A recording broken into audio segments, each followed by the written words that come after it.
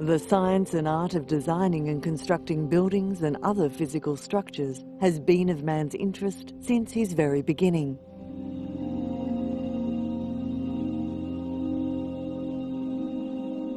Architectural works have cultural rooting and symbolise the thinking of the society. When we look at the constructions of old days, we see wonders built by men with no technology.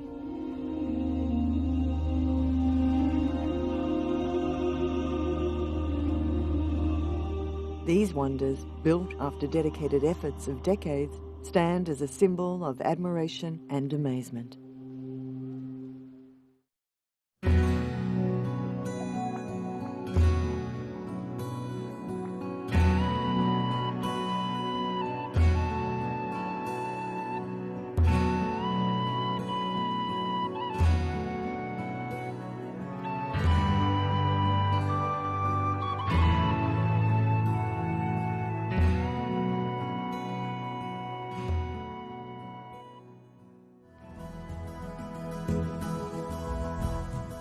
Stonehenge is a prehistoric, mysterious circle of upright stones in southern England. Construction on the Great Monument began 5,000 years ago. The great age, massive scale, and the mysterious purpose of Stonehenge draw over 800,000 visitors per year, and several thousand gather on the summer solstice to watch the sunrise at this ancient and mystical site. The stones are aligned almost perfectly with the sunrise on the summer solstice, and it is almost unquestioned that Stonehenge was built as a spectacular place of worship.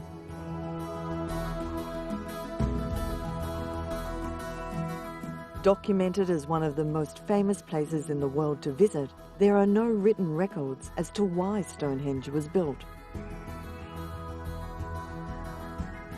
Some theory it was a place of dying, while others theory it was a place of healing. Some reason Stonehenge was built for human sacrifice, while others speculate it's all about astronomy.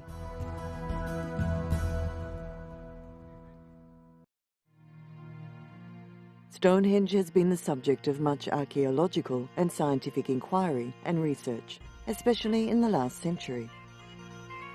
The modern account of the construction of Stonehenge is based primarily on excavations done since 1919, and especially since 1950. The native Neolithic people of England began construction of Stonehenge 1 by digging a circular ditch using deer antlers as picks. The circle is 320 feet in diameter, and the ditch itself was 20 feet wide and 7 feet deep. Stonehenge 1 seems to have been used for about 500 years and then abandoned. Construction of Stonehenge 2 began around 2100 BC. In this phase, a semicircle of granite stones, known as bluestones, was assembled within the original bank and ditch circles. Several aspects of this phase are intriguing. First, the bluestones come from the Preseli Mountains in South Wales, nearly 250 miles away. There were about 80 of them, weighing up to 4 tons each. How they were transported is not known. Although scholars don't regard the feat as impossible, various theories have been presented. It is intriguing to wonder, however, what makes the Stonehenge site so special that so much effort would be expended to drag the giant stones 250 miles instead of constructing the monument near the quarry. It's a huge exercise just to get the stones here and then actually to build the monument. And there's no metal technology, there are no computers, there are no machines. This temple is built with blood, sweat and tears. 80 stones were transported 250 kilometres from North Pembrokeshire to this site we're standing on to build the first Stonehenge. Stonehenge 3 is a stone circle that is still visible today. During this phase, the builders constructed a circle of upright sarsen stones, each pair of which was topped with a stone lintel.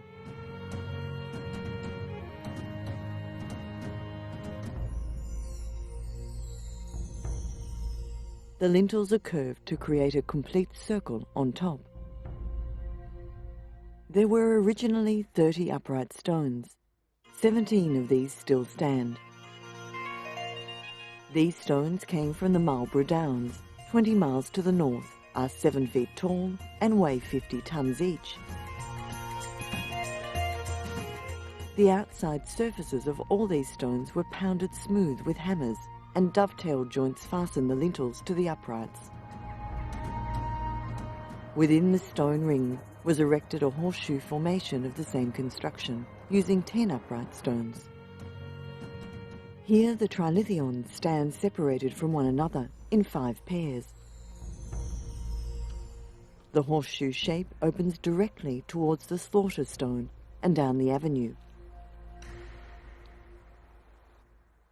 About a century later, approximately 20 bluestones gathered from Stonehenge too were placed in a horseshoe shape inside the sarsen horseshoe. Less than half of these remain. Some shuffling around of the bluestones and digging of holes occurred around 1500 BC. The altar stone is the biggest of these newly arranged bluestones that remains.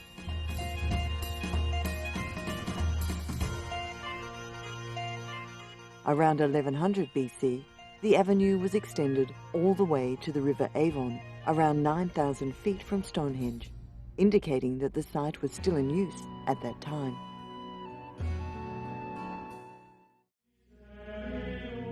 William Stukeley, one of the founders of field archaeology, pioneered the archaeological investigation of the prehistoric monument of Stonehenge. He was also a significant figure in the early development of the modern movement known as Neo-Druidry. Stukeley was born at Holbeach in Lincolnshire and studied medicine at Cambridge University. While still a student, he began making topographical and architectural drawings, as well as sketches of historical artefacts. It may be his medical education that gave him his acute eye for detailed observation, a quality that makes the itinerarium a valuable record of monuments, buildings and towns before they were subjected to the ravages of the agricultural and industrial revolutions. In 1718, he became the first secretary of the Society of Antiquaries of London. His activities in the field included excavations at Stonehenge and Avebury. He was enthralled by the Druids and made complex descriptions of their practices and beliefs. However, he was also the first to recognize the alignment of Stonehenge on the solstices and saw the value of exploring the wider relationship between monuments and putting them into their landscape context.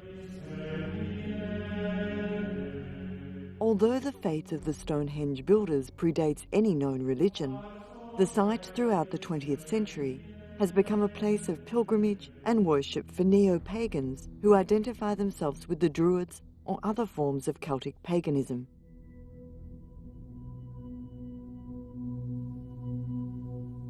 Stonehenge began to be revived as a place of religious significance by adherents of neo-pagan and New Age beliefs, particularly the Neo-Druids.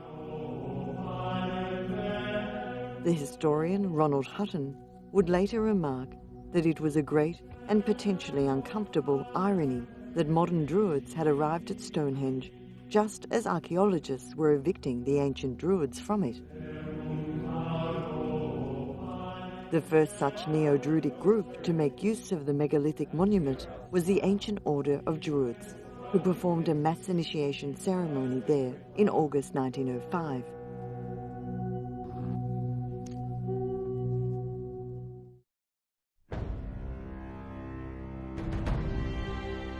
Throughout recorded history, Stonehenge and its surrounding monuments have attracted attention from antiquarians and archaeologists. John Aubrey was one of the first to examine the site with the scientific eye in 1666.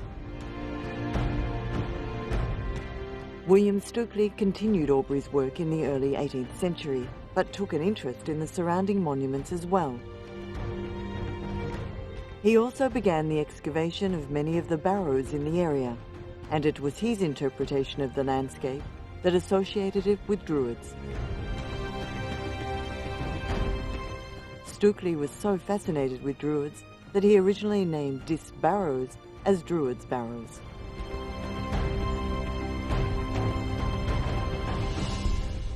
It's the landscape around Stonehenge. It's made us understand that Stonehenge wasn't just standing alone, it's part of a much bigger landscape. So you had the burials all around, on the hills all around. You have other ritual sites, sort of, you could say temples, nearby of similar dates, some of earlier dates. So we can understand the whole development of the landscape over several thousand years. By the beginning of the 20th century, many of the bluestones were leaning precariously, probably due to the increase in curious visitors clambering on them during the 19th century. Additionally, 2 of the trilithons had fallen over during the modern era. 3 phases of conservation work were undertaken, which righted unstable or fallen stones and carefully replaced them in their original positions, using information from antiquarian drawings. The first of the significant excavations at Stonehenge was led by Colonel William Hawley and his assistant Robert Newell after the site had come into state hands in 1911. He excavated portions of most of the features at Stonehenge and was the first to establish that it was a multi-phase site.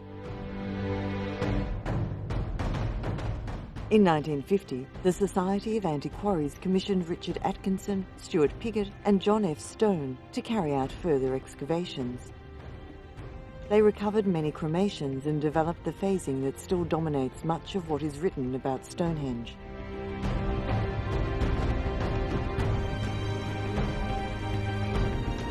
There can be no doubt that the construction of this awe-inspiring site, which still stands strong today, is one of man's greatest achievements.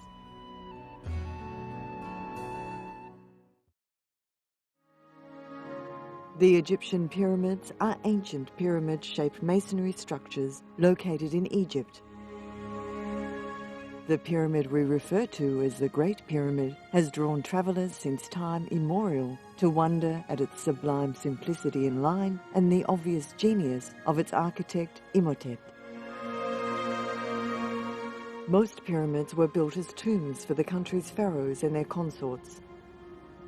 The estimate of the number of workers it took to build the pyramids have a wide range, from a few thousand up to 100,000.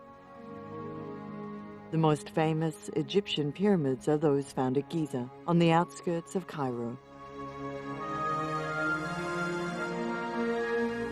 The Pyramid of Khufu at Giza is the largest Egyptian pyramid. It is the only one of the 7 wonders of the ancient world still in existence. Built for the second ruler of the 4th dynasty, it has stood for almost 4,500 years.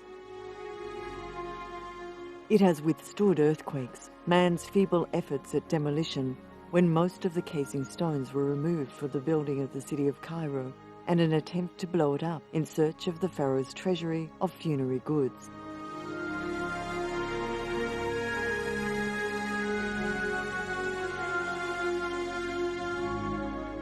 Everything else, including the mummy of Khufu himself, disappeared sometime in antiquity, leaving us actually no record for who this incredible structure was built, except for some graffiti left by the workers and a simple cartouche bearing his name, carelessly painted in red.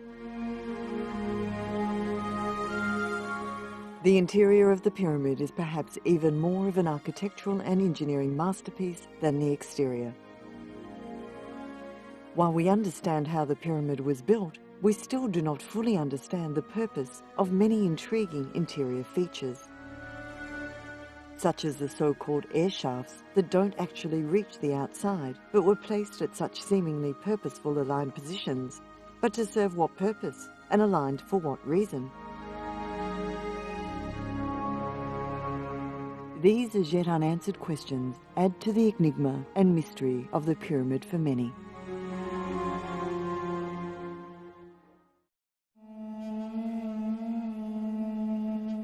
There have been many hypotheses about the Egyptian pyramid construction techniques. These techniques seem to have developed over time. Later pyramids were not built the same way as earlier ones. There is good information concerning the location of the quarries, some of the tools used to cut stone in the quarries, transportation of the stone to the monument, levelling the foundation, and levelling the subsequent tiers of the developing superstructure.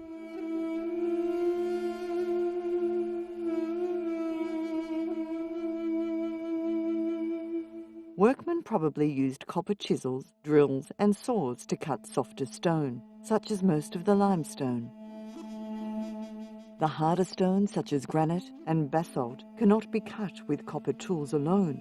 Instead, they were worked with time-consuming methods like pounding with dolerite, drilling and sawing with the aid of an abrasive, such as quartz sand.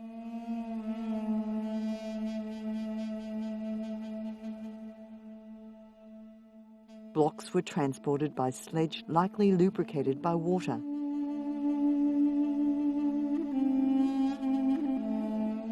Levelling the foundation may have been accomplished by use of water-filled trenches or through the use of a crude square level.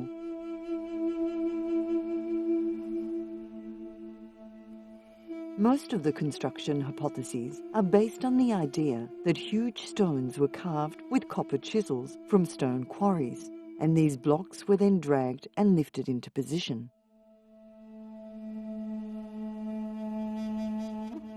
In addition to the many unresolved arguments about the construction techniques, there have been many disagreements as to the kind of workforce used. The Greeks, many years after the event, believed it must have been built by slave labour. Archaeologists now believe that the Great Pyramid of Giza was built by tens of thousands of skilled workers who camped near the pyramids and worked for a salary or as a form of tax payment until the construction was completed.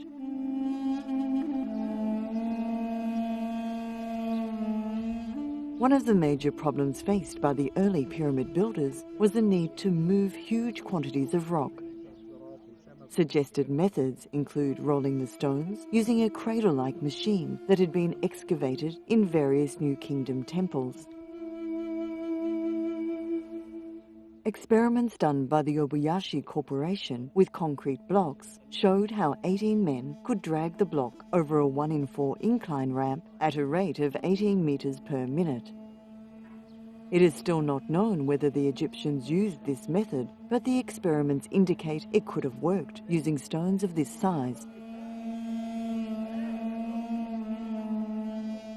As the stones forming the core of the pyramids were roughly cut, especially in the Great Pyramid, the material used to fill the gaps was another problem.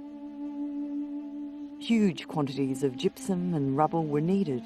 The filling has almost no binding properties, but it was necessary to stabilize the construction. To make the gypsum mortar, it had to be dehydrated by heating, which requires large quantities of wood. According to Egyptologists, Egypt may have had to strip its forest and scrap every bit of wood it had to build the pyramids of Giza and other even earlier 4th dynasty pyramids. Imhotep is one of the few Egyptian gods, other than the pharaohs, who was actually a real person. He was skilled in all areas of administration, royal enterprises, and was also a priest, writer, a doctor, and a founder of the Egyptian studies of astronomy and architecture. As one of the officials of the pharaoh Djoser, Imhotep is credited with being the first to conceive the notion of stacking mastabas on top of each other, creating an edifice composed of a number of steps that decreased in size towards its apex. The result was the step pyramid of Djoser at Saqqara in Egypt, which was designed to serve as a gigantic stairway by which the soul of the deceased pharaoh could ascend to the heavens. As an instigator of Egyptian culture, Imhotep's idolized image lasted well into the Ptolemaic period. The Egyptian historian Manetho credited him with inventing the method of a stone-dressed building during Djoser's reign, though he was not the first to actually build with stone. Stone walling, flooring, lintels and jambs had appeared sporadically during the Archaic period, though it is true that a building of the step pyramid size and made entirely out of stone had never before been constructed. Such was the importance of Imhotep's achievements that he was deified by later Egyptians and was one of only a few commoners ever to be accorded divine status after death.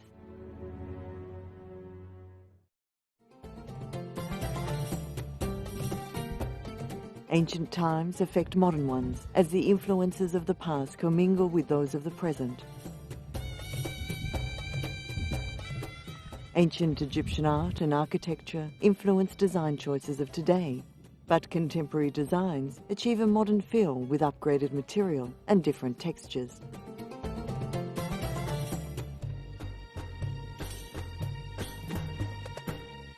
The shapes, lines and elements of Egyptian architecture come through in several design eras.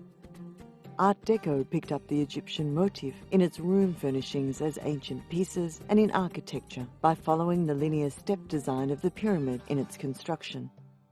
The Louvre Pyramid in Paris and Rosicrucian Egyptian Museum in San Jose, California are modern-day examples of Egyptian revival structures.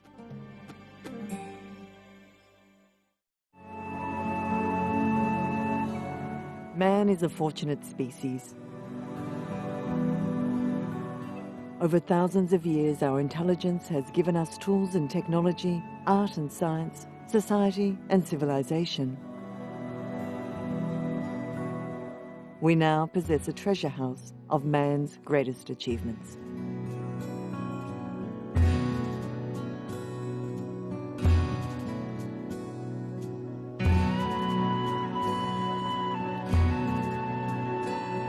The Colosseum, also known as the Flavian Amphitheatre, is one of Rome's most famous buildings, an enduring monument to the culture of the ancient Romans. It is an elliptical amphitheatre in the centre of the city, the largest ever built in the Roman Empire. It is considered one of the greatest works of Roman architecture and Roman engineering. Completed in 80 AD, it was designed to host huge spectacles. The amphitheatre has almost 2,000 years of history. This is where the ancient Romans gathered to watch bloody combat between gladiators and battles between men and wild animals. This is where they threw people to the lions. Anyone could attend the events in the Colosseum as admission was free. Today, it's a major tourist attraction, playing host to 3.9 million visitors each year.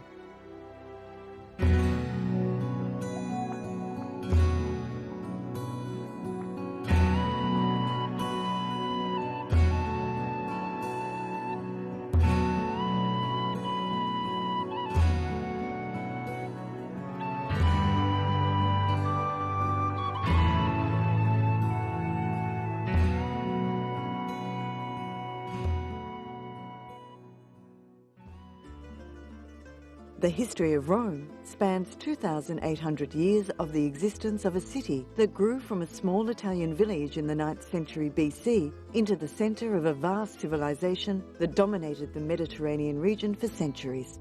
Its political power was eventually replaced by that of peoples of mostly Germanic origin, making the beginning of the Middle Ages. Rome became the seat of the Roman Catholic Church and the home of a sovereign state, the Vatican City within its walls. Today it is the capital of Italy, an international worldwide political and cultural centre, a major global city, and is regarded as one of the most beautiful cities of the ancient world. Ancient Roman architecture adopted certain aspects of ancient Greek architecture, creating a new architectural style. The Romans were indebted to their Etruscan neighbours and forefathers who supplied them with a wealth of knowledge essential for future architectural solutions, such as hydraulics and in the construction of arches. Later, they absorbed Greek and Phoenician influence, apparent in many aspects closely related to architecture.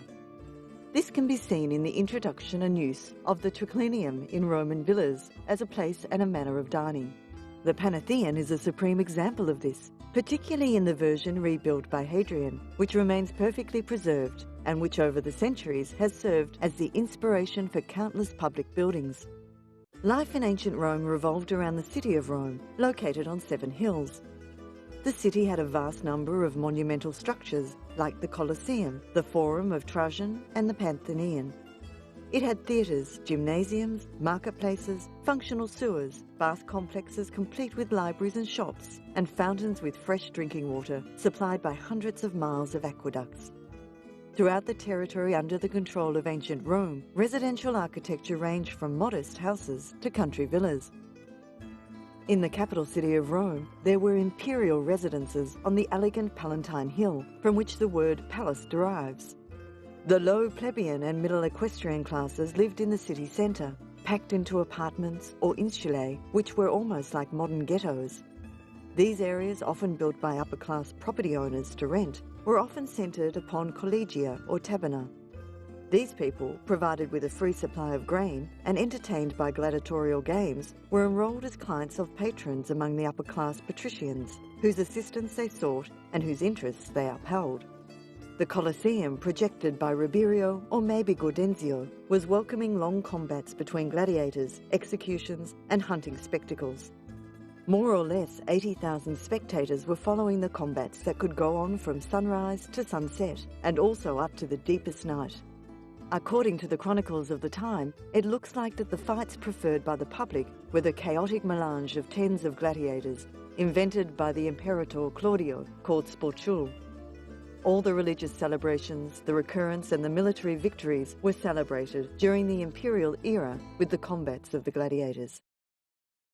Emperor Nero was born near Rome on the 15th of December 37 AD and was known as a child as Domitius. Through his mother Agrippina, he was the only surviving direct male descendant of the Emperor Augustus. In 49 AD, Agrippina married her uncle, the Emperor Claudius, and began to promote her own son's claim to the succession at the expense of Claudius's own son, Britannicus. She persuaded Claudius to adopt Domitius, who now took the name Nero, as his son, and when it seemed as if Britannicus would be favoured, she had Claudius poisoned, and Nero became emperor. Agrippina clearly wished to rule through Nero, and her portrait briefly appeared on the coins alongside his. But the new emperor paid more heed to his advisors, Burrus and the philosopher Seneca, and the result was 5 years of exemplary government. Britannicus was poisoned by Nero a year into the new reign, and in 59 AD he had his mother put to death. In 62 AD, Burrus died and Seneca retired, removing the key restraining influences on Nero. He divorced his wife Octavia, who was later executed, and married his mistress. 2 years later, much of Rome was destroyed in a fire, for which Nero was blamed, although this is now regarded as unlikely. Nero diverted blame from himself by accusing the Christians, then a minor religious sect, of starting the fire, leading to a campaign of persecution. He provided help for Romans made homeless by the fire and set about the necessary rebuilding of the city, appropriating a large area for a new palace for himself. This was the architecturally and artistically innovative Golden House, Domus Aurea. A series of treason laws in AD 62 and the colossal fire in Rome of AD 64, which destroyed most of the city, helped seal Nero's reputation. Nero used the treason laws to kill anyone he considered a threat. In the year 65, Nero appeared in public as an entertainer. The next year, a conspiracy was hatched to replace him with Calpurnius Piso. The Senate declared him a public enemy, and he committed suicide on the 9th of June 68 AD. Disputes over his succession led to a civil war in Rome. The Emperor Vespasian started the construction of the Colosseum about a decade after Nero's reign and the Great Fire on Rome in 64 AD. Vespasian wanted to give a spectacular enhancement to the Forum's area and central Roman city life, which had depreciated as a public centre under Nero's reign. The name of this new amphitheatre was initially the Flavian Amphitheatre, in honour of Vespasian's ancestors. The name Colosseo, apparently derived from a nearby bronze statue of Nero that was defined as colossal, was later given at some time in the medieval ages. Vespasian died a year before the completion of the Colosseum, but it was nevertheless officially inaugurated in 80 AD by Titus, one of his sons. A few years later, Domitian, the youngest of Vespasian's son, became emperor, and he expanded the Colosseum's construction by increasing its crowd capacity at the 3rd level. He also commissioned the development of an underground network of tunnels and cells to contain slaves and wild animals. The Colosseum was used as a sport and drama amphitheatre for about 500 years. Over these years, the Colosseum had to receive major repairs, especially after a lightning-caused fire in 217 AD.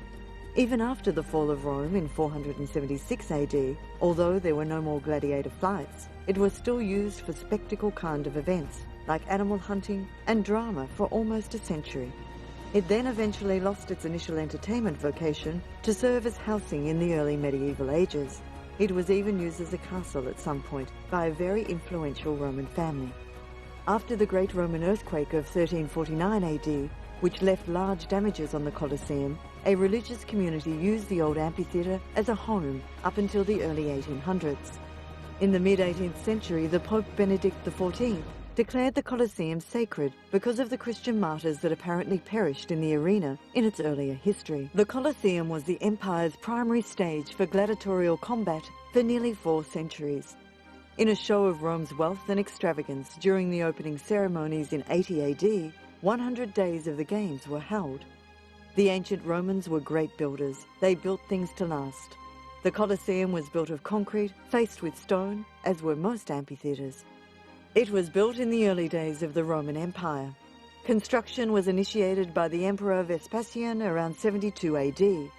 His son Titus reigned over its completion and the official opening ceremonies about 8 years later in 80 AD. It was built near the site of Nero's Domus Aurea. This is significant in that his successor Vespasian wanted to erase the memory of Nero's extravagant reign from the minds of Romans. It got its popular name, the Colosseum, because of Nero's colossal statue of himself, which was nearby. The huge theatre was originally built encompassing 4 floors. The first 3 had arch entrances, while the 4th floor utilised rectangular doorways. The floors each measured between 10 to 13 metres in height. The total height of the construction was approximately 48 metres. The Colosseum had a total spectator capacity up to 55,000. There were no less than 76 numbered entrances and 4 additional entrances reserved for the emperor, other VIPs and the gladiators. The Colosseum was designed for easy crowd dispersal. The entire audience could exit the building in 5 minutes. The interior was divided into 3 parts: the arena, the podium and the cavea. Now more than 2/3 of the original building had been removed and the rows of the seats in the cavea are missing. The audience upon entering climbed sloping ramps to their seats, according to gender and social class. Obviously, the higher one's social status, the better their seating arrangement would be. For example, women, accepting spouses and perhaps imperial family, and the poor, stood or sat on wooden benches in the 4th tier.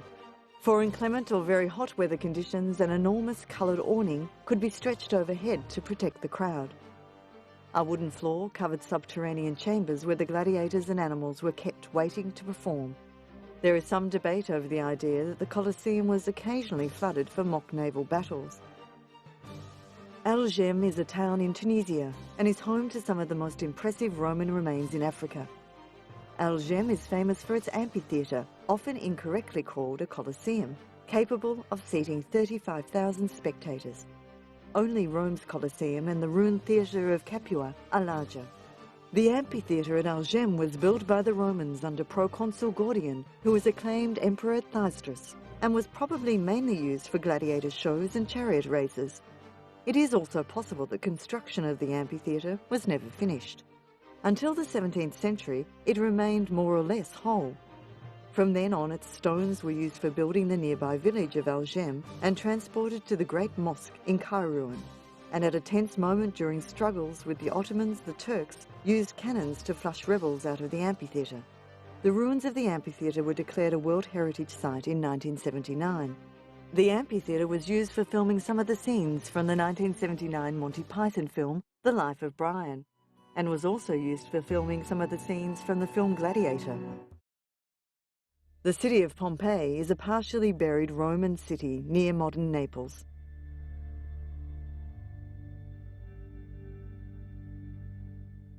Along with Herculaneum, Pompeii was destroyed and completely buried during a long catastrophic eruption of the volcano Mount Vesuvius spanning 2 days in the year AD 79.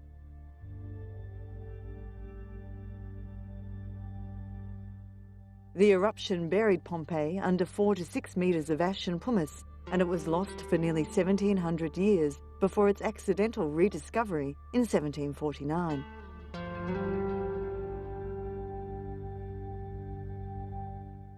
Since then, its excavation has provided an extraordinarily detailed insight into the life of a city at the height of the Roman Empire.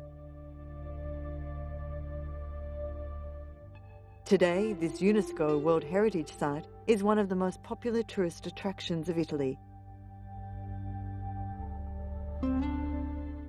It is presumed that the amphitheatre in Pompeii must have provided the basic model for the subsequent buildings. The form derives from the duplication of the structure of the theatre. Amphitheatre means double theatre or circular theatre.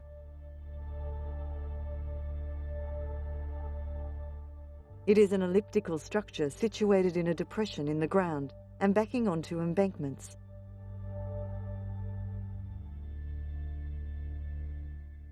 It consists of a large cavea around which are the steps, divided into sections, which cover the entire perimeter of the construction.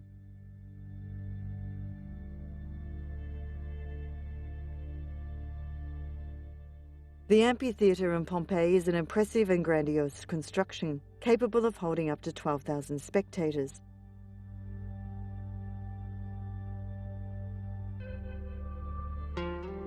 It hosted all the circus shows and the gladiatorial games so dear to the Pompeians, who devoted most of their spare time to these performances.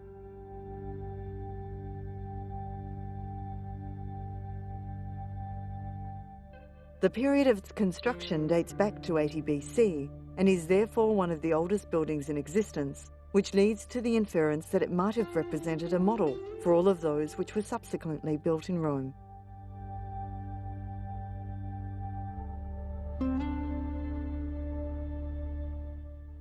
It was constructed in part by making use of an embankment, in part by digging down into the earth for several metres.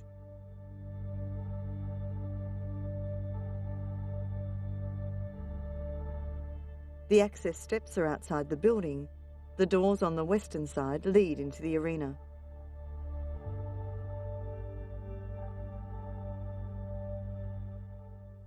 Unlike the other Roman amphitheatres, the one in Pompeii does not have an underground section.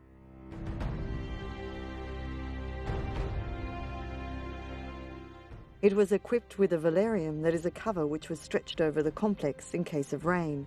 The rings to which the canopy was fixed can still be seen. The Circus Maximus was the largest stadium in ancient Rome.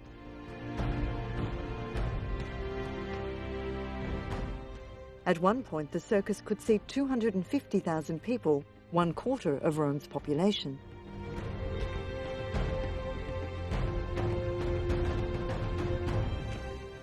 Chariot races were one of the Romans' most popular form of entertainment.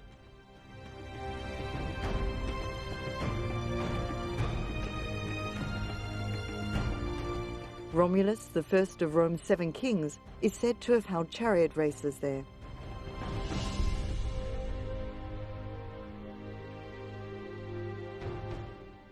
The origins of the Circus Maximus go back to the 6th century BC, when Priscus, the 5th king of Rome, created a track between the Palatine and Aventine hills.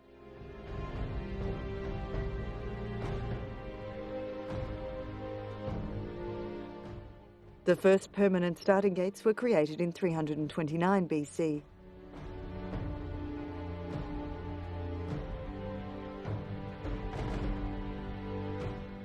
In 174 BC, the gates were rebuilt, and 7 wooden eggs were placed on top of the spina, the central wall in the arena.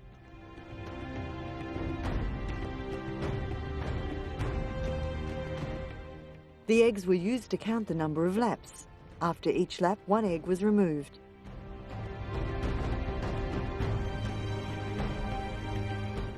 In 33 BC, 7 bronze dolphins were added to the spina for the same purpose.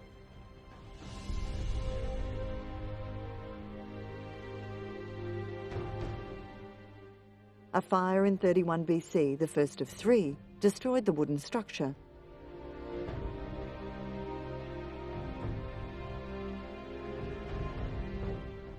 It was rebuilt by Emperor Augustus, who also added an imperial box on the Palatine Hill.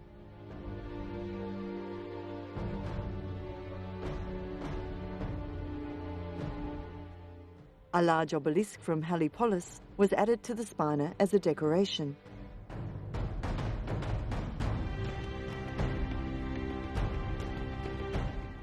The obelisk can now be found at the centre of the Piazza del Popolo.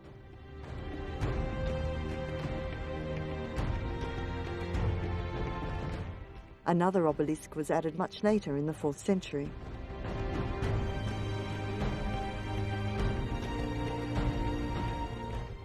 A second fire in AD 64, which started in wooden shops at the bottom around the track, started the fire that burned much of Rome during the reign of Emperor Nero.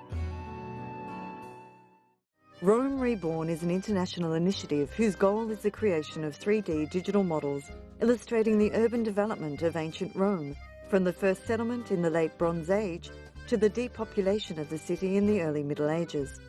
With the advice of an international scientific advisory committee, the leaders of the project decided that AD 320 was the best moment in time to begin the work of modelling. It very much enriching people's experience when they go to Rome because having been there and having visited a lot of these places, the ruins are pretty amazing, but it's difficult to get a really good sense of what it was like when it was kind of in full bloom and all the buildings were there and it was really just a totally different environment. Ancient Rome 3D shows almost the entire city within the 13-mile-long Aurelian walls as it appeared in AD 320. At that time, Rome was the multicultural capital of the Western world and had reached the peak of its development with an estimated population of 1 million.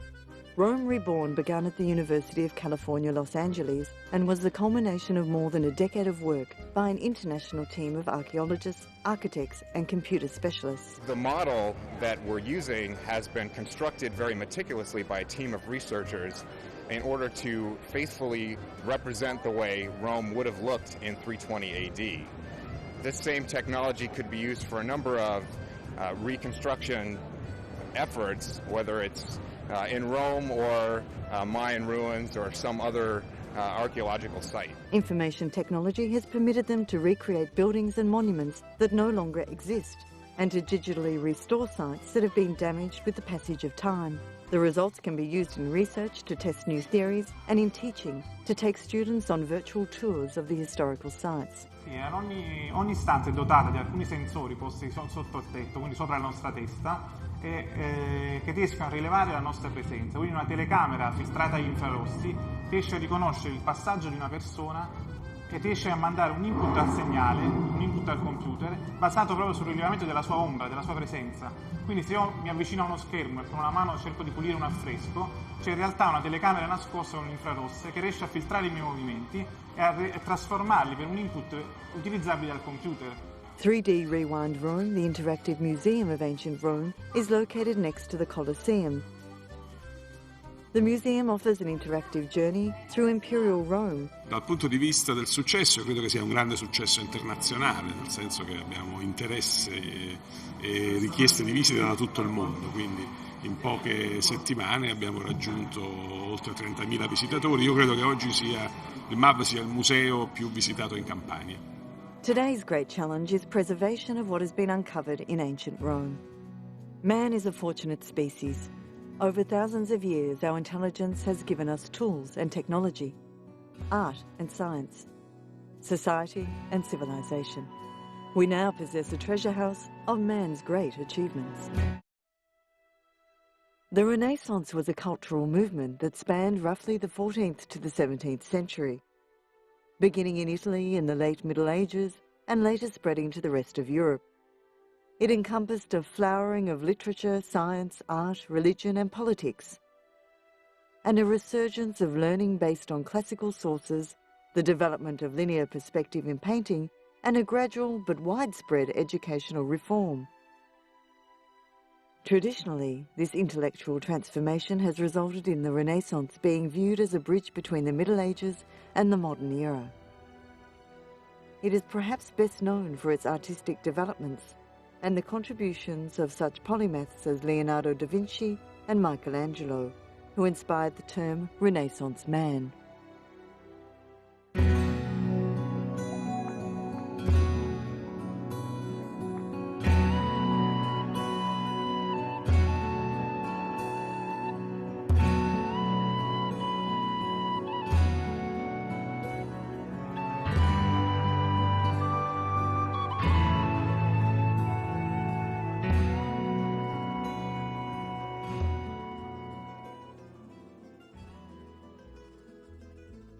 Florence is the capital city of the Italian region of Tuscany and of the province of Florence. It is the most populous city in Tuscany with approximately 370,000 inhabitants, expanding to over 1.5 million in the metropolitan area. Located on the banks of the River Arno, Florence is famous for its history and especially its importance in the Middle Ages and during the Renaissance, its art and architecture, and more generally, for its cultural heritage. A centre of medieval European trade and finance, and one of the wealthiest cities of the time, Florence is considered the birthplace of the Renaissance and has been called the Athens of the Middle Ages. A turbulent political history includes periods of rule by the powerful Medici family and numerous religious and republican revolutions. From 1865 to 1870, the city was also the capital of the recently established Kingdom of Italy. The historic centre of Florence attracts millions of tourists each year. It was declared a World Heritage Site in 1982. Due to Florence's artistic and architectural heritage, it has been ranked by Forbes as one of the most beautiful cities in the world, and the city is noted for its history and culture, Renaissance art and architecture and monuments. The city also contains numerous museums and art galleries and still exerts an influence in the fields of art, culture and politics. Leonardo da Vinci was an Italian Renaissance polymath, painter, sculptor, architect, musician, scientist, mathematician, engineer, inventor, anatomist, geologist, cartographer, botanist and writer, whose genius, perhaps more than that of any other figure, epitomized the Renaissance humanist ideal. Leonardo has often been described as the archetype of the Renaissance man. Leonardo da Vinci was born on April 15, 1452, in Vinci, Italy. It is uncertain that Vinci, just west of Florence, was the actual birthplace, and it is often debated that perhaps he was born in a farmhouse in Anciano. Nevertheless, Vinci claims the prestigious title of the birthplace of Leonardo da Vinci. Little is known of da Vinci's early life. What is known is that he was the illegitimate son of Sir Piero da Vinci and a woman who is only known by her first name, Catrina. It is speculated that she was possibly a slave from the Middle East, or perhaps just a lowly servant that worked in the household. His father, a notary of some stature, did not raise the boy in the early years. Instead, Leonardo lived with his grandfather in 1457, as ascertained from tax records of the period. Shortly thereafter, he went to live with his father or his father's younger brother, Francesco. The educational prospects for Leonardo were very limited because of the circumstances of his birth. His early training was probably conducted by his stepmother, Donna Albira. Most of his early education was self-taught. When his father noted his artistic talent, he was whisked away to Florence to apprentice with Andrea del Verrocchio at around the age of 16 or 17. Under del Verrocchio's tutorage, Leonardo studied painting and sculpture. He probably learned geometry during his apprenticeship and worked with other students and artists of the time, such as Sandro Botticelli, Cosimo Rosselli, and Lorenzo di Credi. It was during this time that he was assigned his first task of painting the angel in baptism of Christ. After seeing Leonardo's angel, it is said that Verrocchio swore to never pick up a paintbrush again. At the age of about 20, Leonardo's apprenticeship with Verrocchio came to an end. In 1472, he joined the Artists' Guild Compagnia di San Luca. During his first Florentine period, Leonardo probably received some of his first commissions. He became known for his artistic talents with his work on Madonna and Child, small Annunciation, and Adoration of the Magi. In 1478, Leonardo left Florence for the first time and travelled to Milan. There he joined a new patron, whom he probably met while still in Florence, Ludovico Forza. Initially, Leonardo was to have been a military engineer, but instead became the court artist. He had designed several machines, such as catapults and armoured cars, but none of these machines were ever built. It was during this period that the bronze horse was commissioned and started. However, as with many of his projects, it was never finished. Leonardo's drawing of the Vitruvian Man is also regarded as a cultural icon, being reproduced on items as varied as the euro, textbooks and t-shirts. Perhaps 15 of his paintings survive, the small number because of his constant and frequently disastrous experimentation with new techniques and his chronic procrastination. Nevertheless, these few works, together with his notebooks, which contain drawings, scientific diagrams, and his thoughts on the nature of the painting, compose a contribution to later generations of artists, only rivaled by that of his contemporary Michelangelo. It has been written that Leonardo may be the most universally recognized left-handed artist of all time, a fact documented by numerous Renaissance authors and manifested conspicuously in his drawing and handwriting. In his notebooks he wrote a mirror image because of his left-handedness. It was easier for him, and he was falsely accused of trying to protect his work. Early Italian connoisseurs were divided as to whether Leonardo also drew with his right hand. More recently, Anglo-American art historians have for the most part discounted suggestions of ambidexterity. Leonardo was and is renowned primarily as a painter. He painted one of the most famous frescoes, The Last Supper. The work was not actually a fresco in the true sense of the word, but was paramount in establishing him as a portraitist and artist.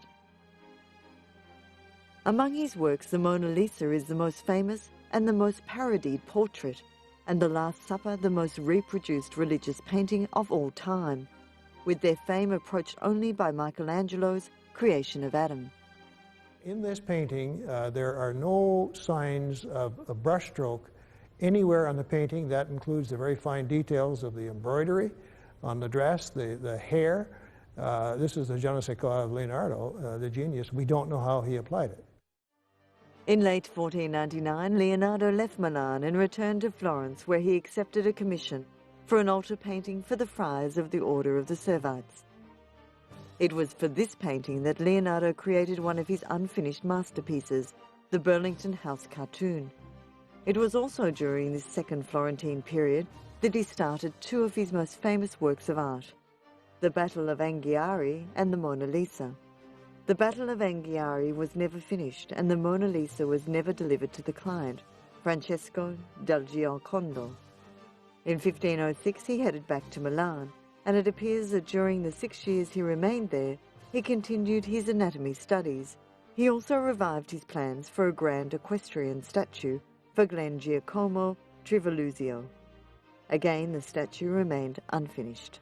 Thereafter, Leonardo moved to Rome, where he continued his experiments with flight, optical puzzles, as well as botany and the scientific mixing of oil paints and varnishes.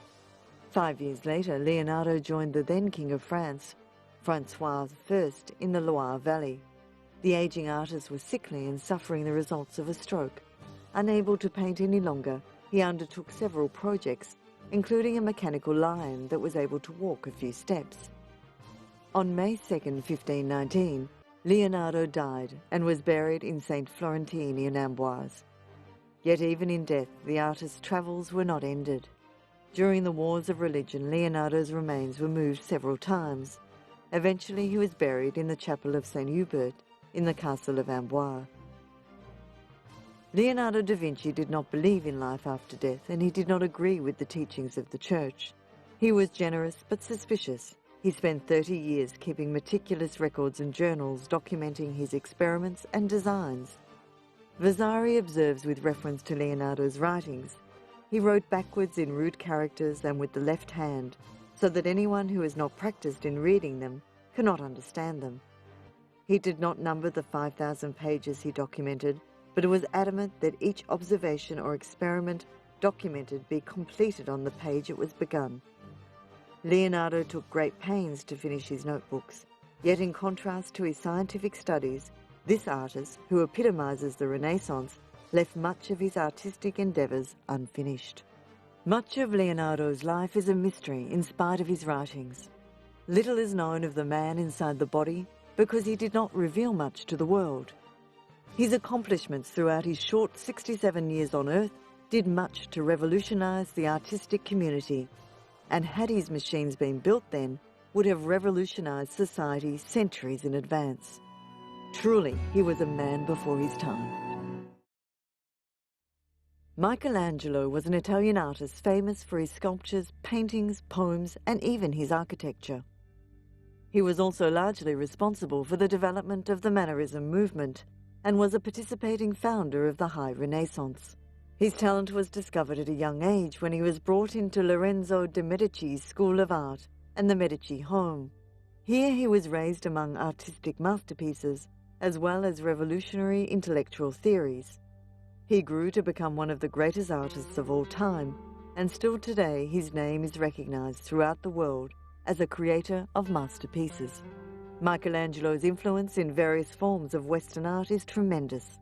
Although Michelangelo created amazing paintings, one of the most famous being the ceiling of the Sistine Chapel, and one of the most controversial being the Last Judgment, he above all viewed himself as a sculptor, creating the famous figure of David poised before the confrontation with the giant Goliath.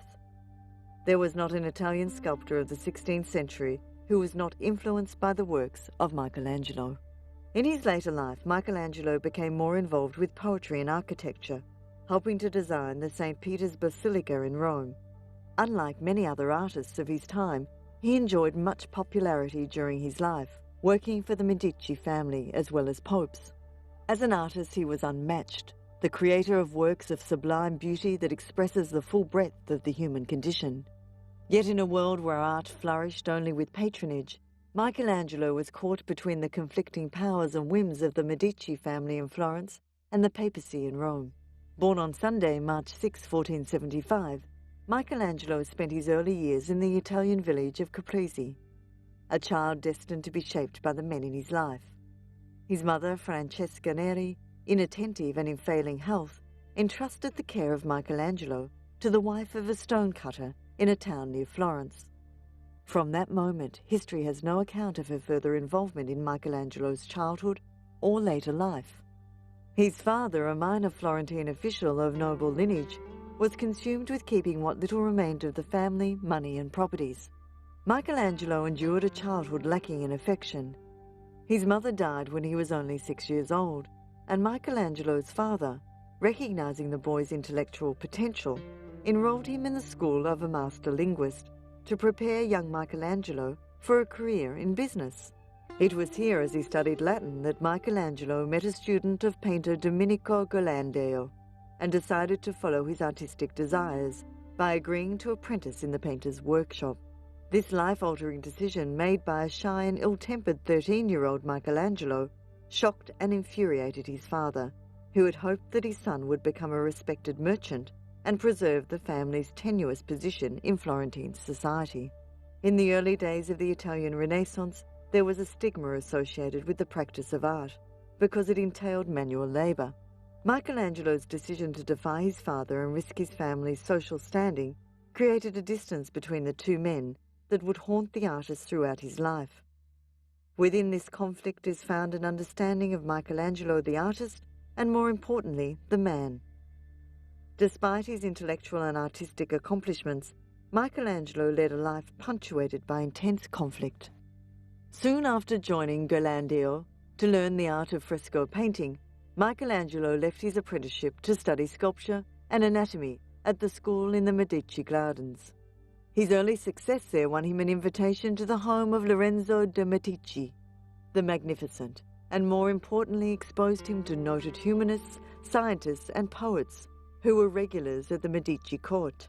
Though their radical beliefs were often at odds with the artist's strong religious faith, These men of the Renaissance intrigued the young Michelangelo.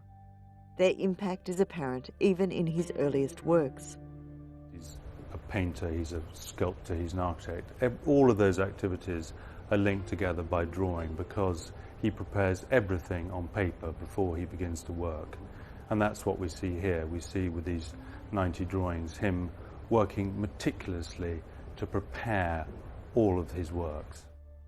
With the death of Lorenzo in 1492, the school broke up, and Michelangelo was given permission to study anatomy at the hospital attached to Sto Spirito. By June 1496, he was in Rome, and here established his reputation with two marble statues, the drunken Bacchus for a private patron and the Pieta for St. Peter's.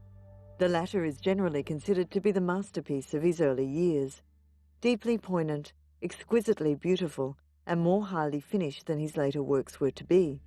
Michelangelo returned to Florence a famous sculptor and was awarded the commission for the colossal figure of David.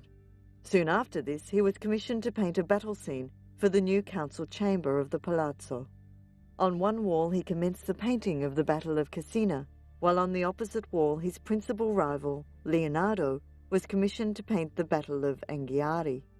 Although neither painting was ever finished, copies of a fragment of Michelangelo's full-size cartoon showing a group of nude soldiers reacting variously to the battle alarm that has interrupted their bathing soon began to circulate. These nudes, posed in a variety of turning and animated poses, established the Mannerist conception of the male nude as the principal vehicle for the expression of human emotions. Michelangelo abandoned this Florentine commission when Pope Julius II summoned him to Rome to design his tomb. What should have been the most prestigious commission of his career, a freestanding tomb with some 40 figures to be located in St. Peter's, became, in Michelangelo's own words, the tragedy of the tomb. Julius died in 1513. The contract was redrawn several times over the following years, with ever-diminishing funding. Other demands were made on Michelangelo by successive popes, and the project was finally cobbled together in 1545, a shadow of its original conception, with much help from assistants. The tomb is now principally famous for the colossal figure of Moses, one of Michelangelo's greatest sculptures. Two slave figures, the dying slave and the rebellious slave, intended for the largest of the schemes for the tomb, are now in the Louvre in Paris. While in the early stages of work on the tomb, Julius also commissioned Michelangelo to paint the ceiling of the Sistine Chapel. Michelangelo was evidently reluctant to abandon his sculptural project for one of painting, but he nonetheless began work in 1508, completed the first half by 1510 and the whole ceiling by 1512. Dissatisfied with traditional methods of fresco painting and mistrustful of assistants who could not meet his evolving demands,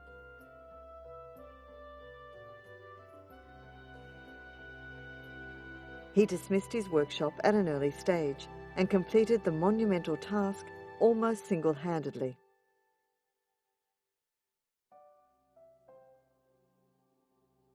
In the year of his death, his 89th year, he was working on yet another Pieta, the Ronaldini Pieta. In 1546, Michelangelo was appointed chief architect to St. Peter's and charged with the completion of the new church, the most prestigious architectural commission in Christendom.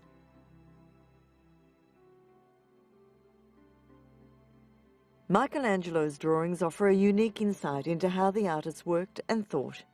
They are beautiful artworks in their own right, but also provide a crucial link between his work as a sculptor, painter, and architect.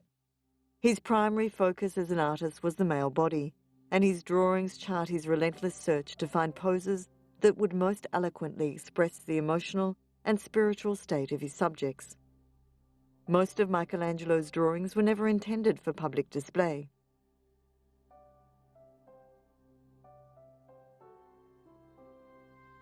He destroyed a large number before he died, probably to prevent them from falling into other hands. He may also have wished to conceal the amount of preparation behind his major works.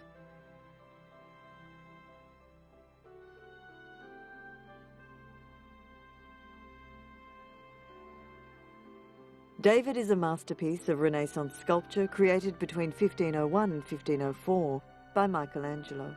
It is a 5.17-metre marble statue of a standing male nude. The statue represents the biblical hero David, a favoured subject in the art of Florence. Originally commissioned as one of a series of statues of prophets to be positioned along the roofline of the east end of the Florence Cathedral, the statue was instead placed in a public square.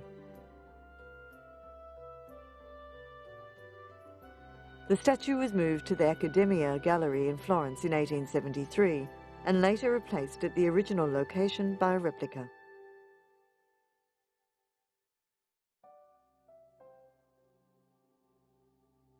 The tomb of Michelangelo can be found in the Santa Croce Church in Florence, Italy.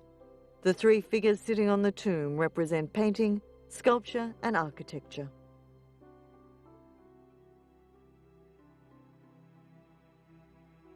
Man is a fortunate species.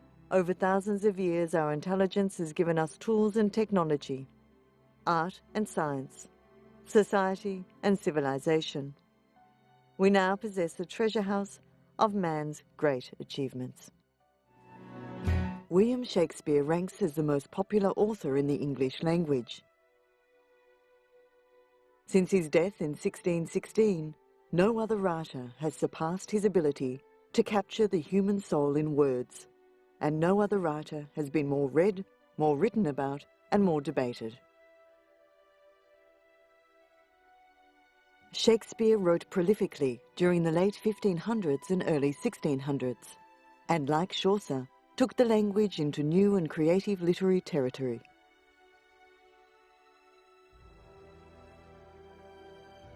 His influence on English drama and poetry continued to grow after his death. And he has never been surpassed as the best known and most read poet-playwright of modern English.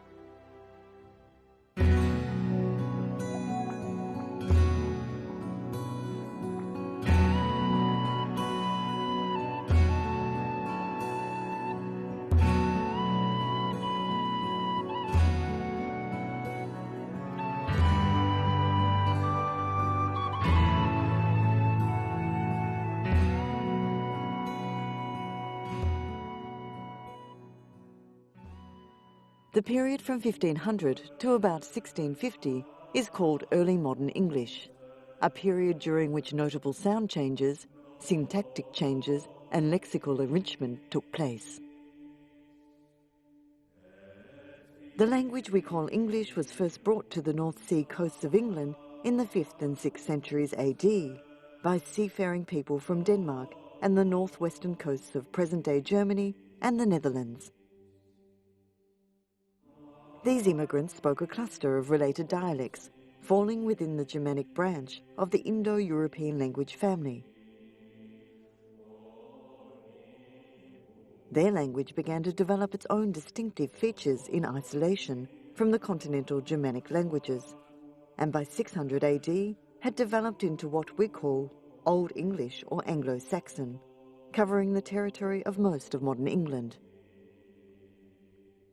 The Scandinavian influence on the language was strongest in the north and lasted for a full 600 years, although English seems to have been adopted by the settlers fairly early on. The Norman invasion and conquest of 1066 was a cataclysmic event that brought new rulers and new cultural, social and linguistic influences to the British Isles. The Norman French ruling minority dominated the church, government, legal and educational systems for 3 centuries.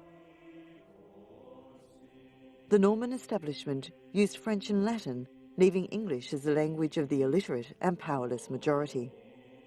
During this period, English adopted thousands of words from Norman, French and from Latin, and its grammar changed rather radically.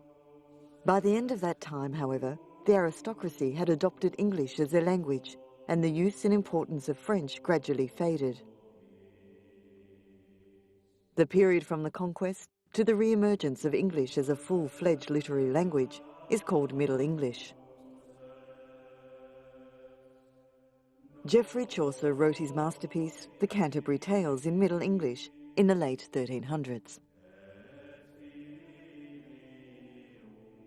Johannes Gutenberg was a German blacksmith, goldsmith, printer and publisher who introduced modern book printing.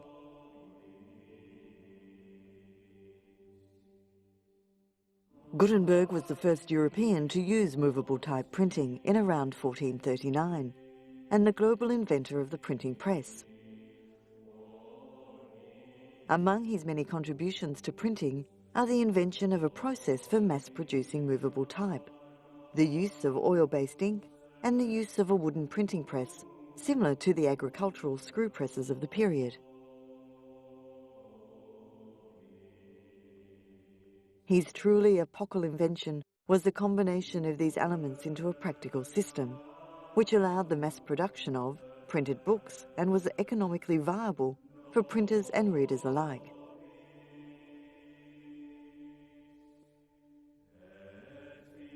The use of movable type was a marked improvement on the handwritten manuscript, which was the existing method of book production in Europe. Gutenberg's printing technology spread rapidly throughout Europe and later the world.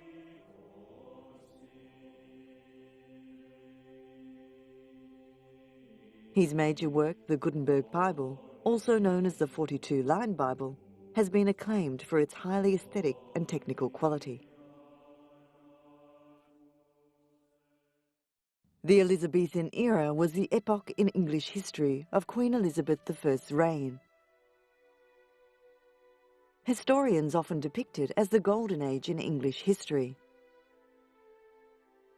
The symbol of Britannia was first used in 1572 and often thereafter to mark the Elizabethan age, as a renaissance that inspired national pride through classical ideals, international expansion and naval triumph over the hated Spanish foe. It was the height of the English Renaissance and saw the flowering of poetry, music and literature. Watching plays became very popular during the Tudor period. This popularity was helped by the rise of great playwrights such as William Shakespeare and Christopher Marlowe, as well as the building of the Globe Theatre in London.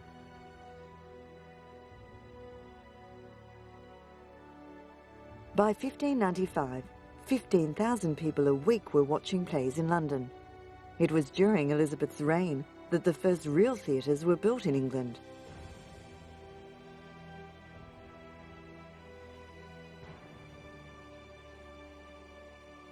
Shakespeare and many others composed plays that broke free of England's past style of theatre. Actors and theatres were constantly busy.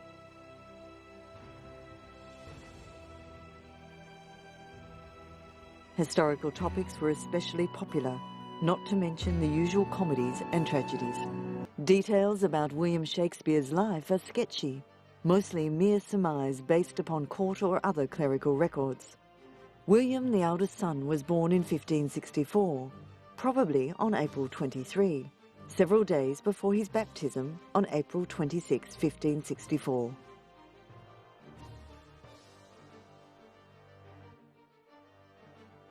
Shakespeare's life can be divided into three periods. The first 20 years in Stratford, which includes his schooling, early marriage and fatherhood, the next 25 years as an actor and playwright in London, and the last 5 in retirement, back in Stratford, where he enjoyed moderate wealth gained from his theatrical successes.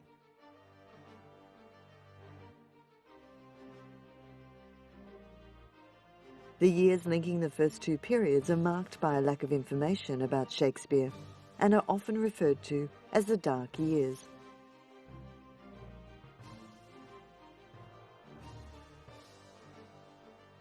The transition from active work into retirement was gradual and cannot be precisely dated.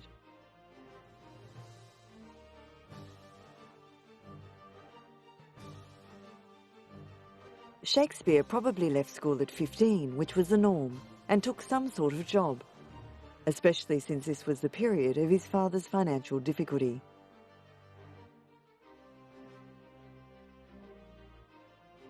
Numerous references in his plays suggest that William may have in fact worked for his father, thereby gaining specialised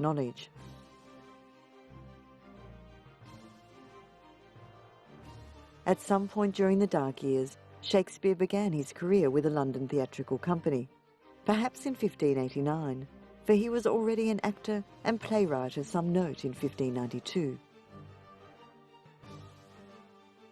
Shakespeare apparently wrote and acted for Pembroke's Men, as well as numerous others, in particular Stranger's Men, which later became the Chamberlain's Men, with whom he remained for the rest of his career. When in 1592 the plague closed the theatres for about 2 years, Shakespeare turned to writing book-length narrative poetry. Most notable were Venus and Adonis and The Rape of Lucrece, both of which were dedicated to the Earl of Southampton, whom scholars accept as Shakespeare's friend and benefactor, despite a lack of documentation. During the same period, Shakespeare was writing his sonnets, which are more likely signs of the time's fashion rather than actual love poems detailing any particular relationship.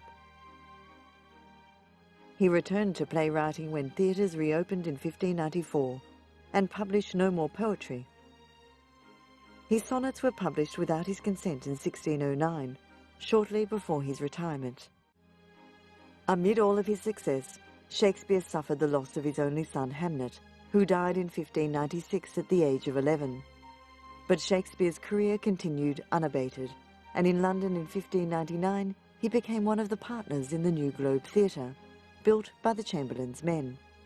This group was a remarkable assemblage of excellent actors, who were also business partners and close personal friends. When Queen Elizabeth died in 1603 and was succeeded by her cousin King James of Scotland, the Chamberlain's Men was renamed the King's Men, and Shakespeare's productivity and popularity continued uninterrupted. He invested in London real estate and 1 year away from retirement purchased a second theatre, the Blackfriars Gatehouse, in partnership with his fellow actors. His final play was Henry VIII, 2 years before his death in 1616. Present copies of Shakespeare's plays have in some cases been reconstructed in part from scripts written down by various members of an acting company who performed particular roles. Shakespeare's plays, like those of many of the actors who were also playwrights, belonged to the acting company. The performance rather than the script was what concerned the author, for that was how his play would become popular, and how the company, in which many actors were shareholders, would make money.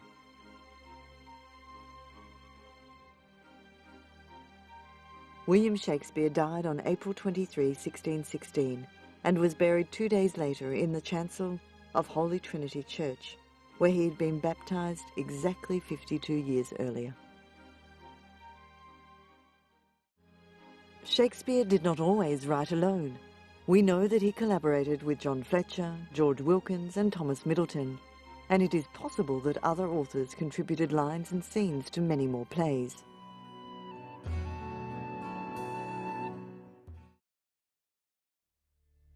John Fletcher was cousin to the poet Phineas Fletcher, author of The Purple Island.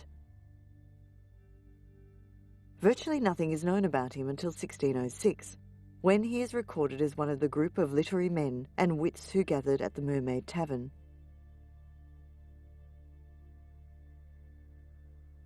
This is where he likely met his most famous collaborator, William Shakespeare, along with Ben Jonson and Francis Beaumont, with whom his name is almost inextricably bound. When his comedies are discussed, Fletcher's collaboration with Beaumont lasted from 1607 until the latter's death in 1616.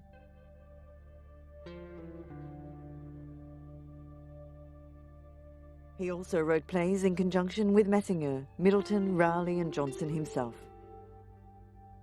Ben Jonson was born around June 11, 1572. He was educated at Westminster School by the great classical scholar William Camden. Jonson was an English Renaissance dramatist, poet and actor. A contemporary of William Shakespeare, he is best known for his satirical plays, particularly Volpone, The Alchemist and Bartholomew Fair, which are considered his best and his lyric poems. A man of vast reading and a seemingly insatiable appetite for controversy, Jonson had an unparalleled breadth of influence on Jacobin and Caroline playwrights and poets. There are many legends about Jonson's rivalry with Shakespeare, some of which may be true. In Conversations with poet William Drummond, subsequently published as the Hawthornden manuscripts, Drummond reports Jonson scoffed at two apparent absurdities in Shakespeare's plays: a nonsensical line in Julius Caesar and the setting of The Winter's Tale on the non-existent seacoast of Bohemia. Drummond also reported Jonson as saying that Shakespeare wanted art. Whether Drummond is viewed as accurate or not, the comments fit well with Jonson's well-known theories about literature. In Timber, which was published posthumously and reflects his lifetime of practical experience, Jonson offers a fuller and more conciliatory comment. He was indeed honest and of an open and free nature, had an excellent fantasy, brave notions and gentle expressions. Wherein he flowed with that facility that sometimes it was necessary he should be stopped. Jonson concludes that there was ever more in him to be praised and to be pardoned. Also, when Shakespeare died, he said, he was not of an age, but for all time. Thomas Kyd was an English dramatist, the author of the Spanish tragedy, and one of the most important figures in the development of Elizabethan drama.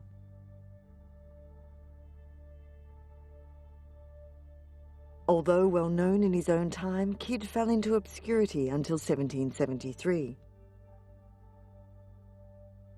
When Thomas Hawkins discovered that Kyd was named as its author by Thomas Heywood in his Apology for Actors.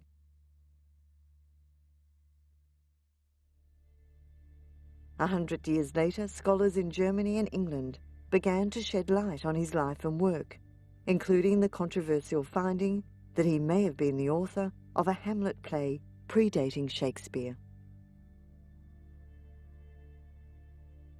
Christopher Marlowe was an English dramatist, poet and translator of the Elizabethan era. As the foremost Elizabethan tragedian, next to William Shakespeare, he is known for his blank verse, his overreaching protagonists, and his mysterious death. As with other writers of the period, little is known about Marlowe. What evidence there is can be found in legal records and other official documents. This has not stopped writers of both fiction and non-fiction from speculating about his activities and character. Marlowe was above all an admired and influential artist. And Ben Jonson wrote of Marlowe's mighty line,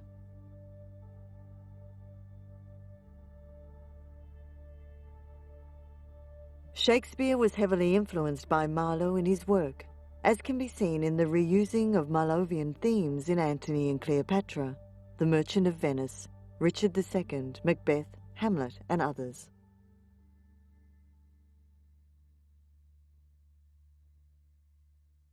Given the murky inconsistencies concerning the account of Marlowe's death, a theory has arisen centred on the notion that Marlowe may have faked his death and then continued to write under the assumed name of William Shakespeare.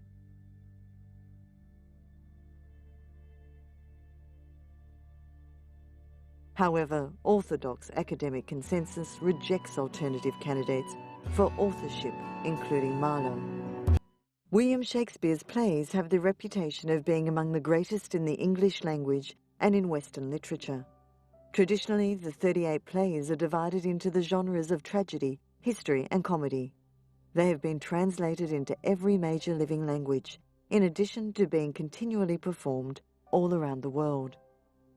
The Tragedy of Macbeth is a play about a regicide and its aftermath. It is Shakespeare's shortest tragedy, and it is believed to have been written sometime between 1603 and 1607. Shakespeare's source for the tragedy are the accounts of King Macbeth of Scotland, Macduff, and Duncan in Holinshed's Chronicles, a history of England, Scotland, and Ireland, familiar to Shakespeare and his contemporaries. However, the story of Macbeth as told by Shakespeare bears little relation to real events in Scottish history, as Macbeth was an admired and able monarch.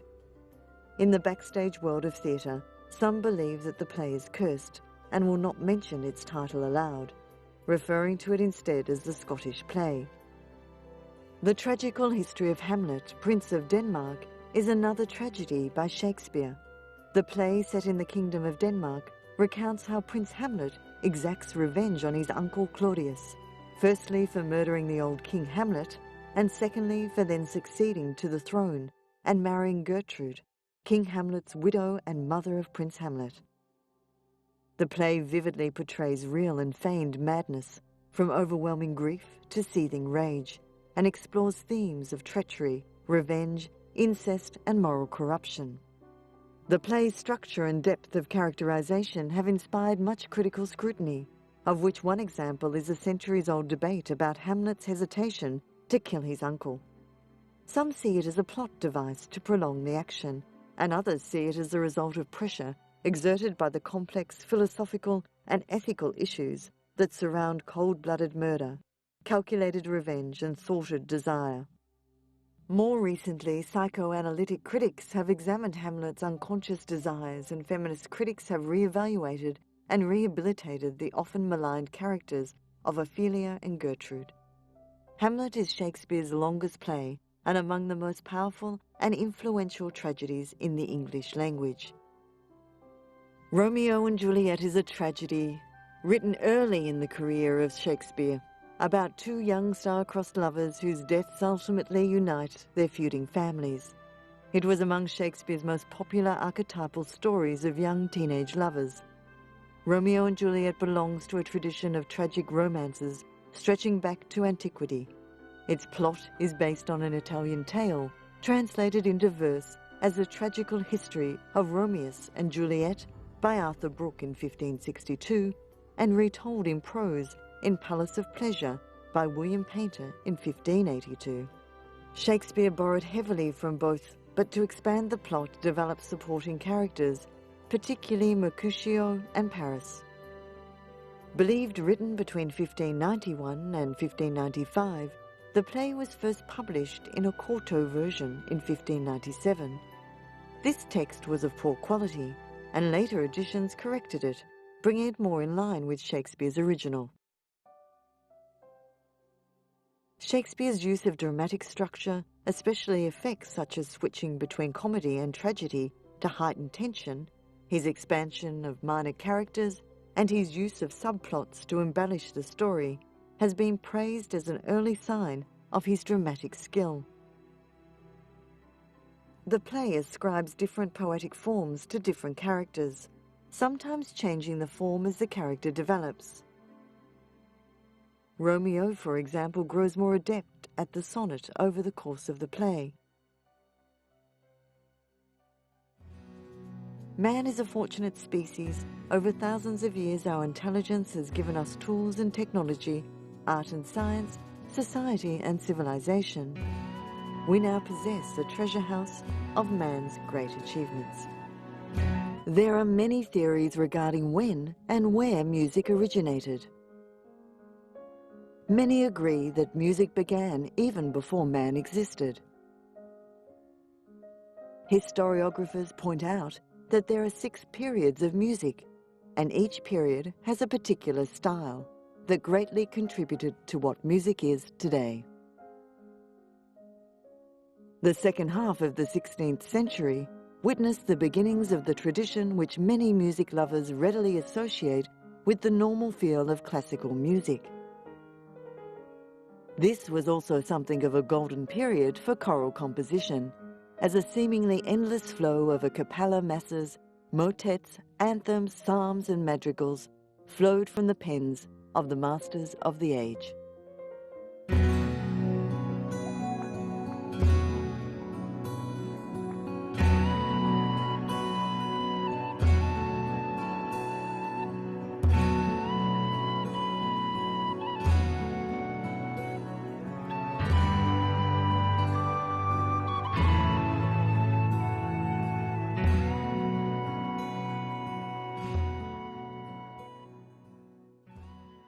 For many people, Beethoven is the greatest composer who ever lived. His music reveals a titanic personality, both vulnerable and belligerent, comic and tragic, and above all, heroic, as he comes to grips with perhaps the greatest disability a musician can suffer. No man's music is more universal. Few men's lives are more inspiring. In every sense but one, his modest height, he was a giant.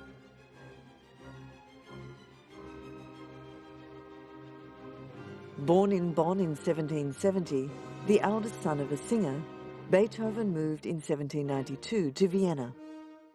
There he had some lessons from Haydn and others, quickly establishing himself as a remarkable keyboard player and original composer.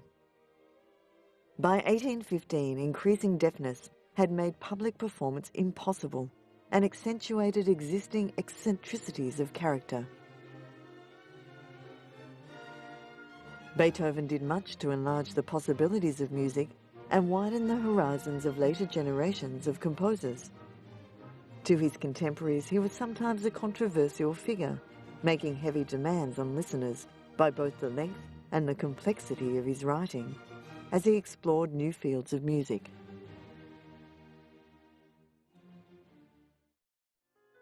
During the Baroque period, the foundations were laid for the following 300 or so years of musical expression. The idea of the modern orchestra was born, along with opera, including the overture, prelude, aria, recitative, chorus, the concerto, sonata, and the modern cantata. The rather soft-grained viol string family of the Renaissance was gradually replaced by the bolder violin, viola, and cello. The harpsichord was invented, and important advances were made in all instrumental groups. Choral music no longer dominated, and as composers turned more and more to writing idiomatic instrumental works for ensembles of increasing colour and variety, so classical music gradually began to work its way into the very fabric of society. The Baroque era witnessed the creation of a number of musical genres which would maintain a hold on composition for years to come. Yet it was the classical period which saw the introduction of a form which has dominated instrumental composition to the present day: sonata form. If Baroque music is notable for its textural intricacy, then the classical period is characterized by a near obsession with structural clarity.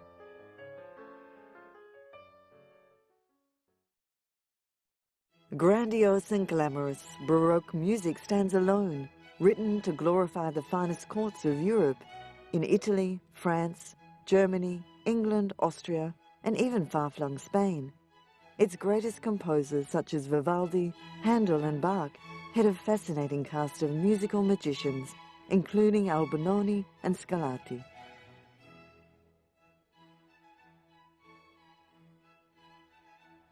Their lives are as intriguing as their music. We find virtuoso performers who earned their bread and butter in the cathedrals of Europe, while keeping company with kings and queens, and setting opera houses ablaze across the continent with their fabulous new music. The Baroque era is rich in musical detail of the time, set against some of the greatest events in history.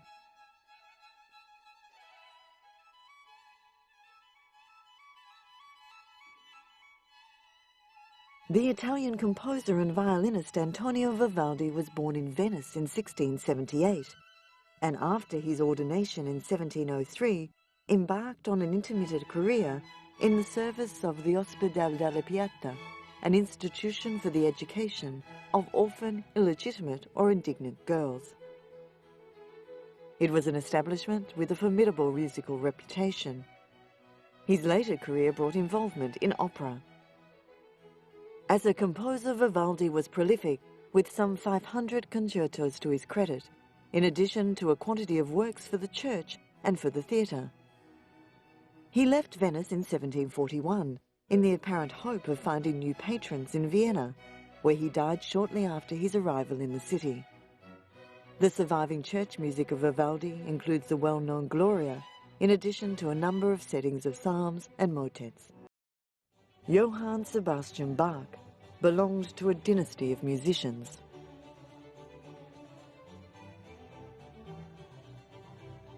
In following inevitable family tradition, he excelled his forebears and contemporaries, although he did not always receive in his own lifetime the respect he deserved.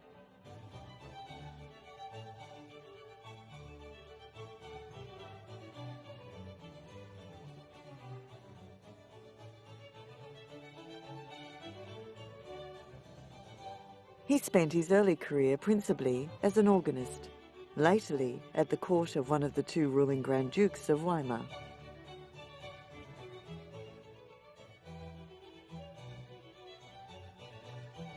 In 1717 he moved to Cothen, as court cablemaster to the young Prince Leopold, and in 1723 made his final move to Leipzig, where he was employed as cantor at the choir school of St. Thomas, with responsibility for music in the 5 principal city churches.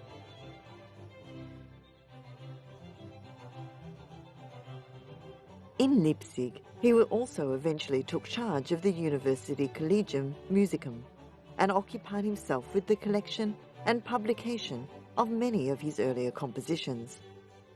Despite widespread neglect for almost a century after his death, Bach is now regarded as one of the greatest of all composers.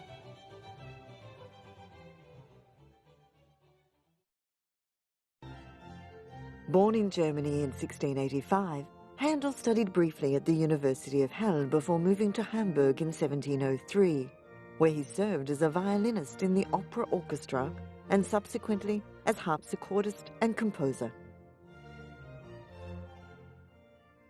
From 1706 until 1710, he was in Italy, where he further developed his mastery of Italian musical style.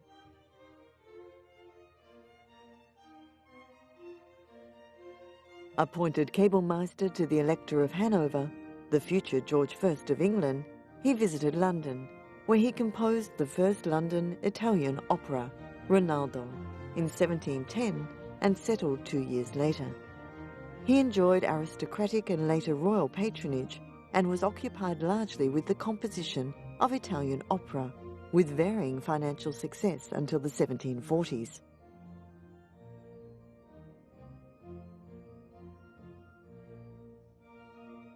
He was successful in developing a new form, English oratorio, which combined the musical felicities of the Italian operatic style with an increased role for the chorus, relative economy of production, and the satisfaction of an English and religious text.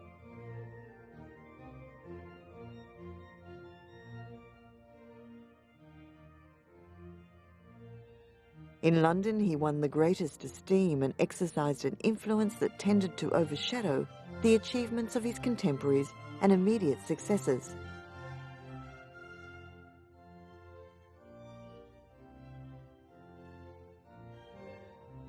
He died in London in 1759 and was buried in Westminster Abbey in the presence of some 3,000 mourners.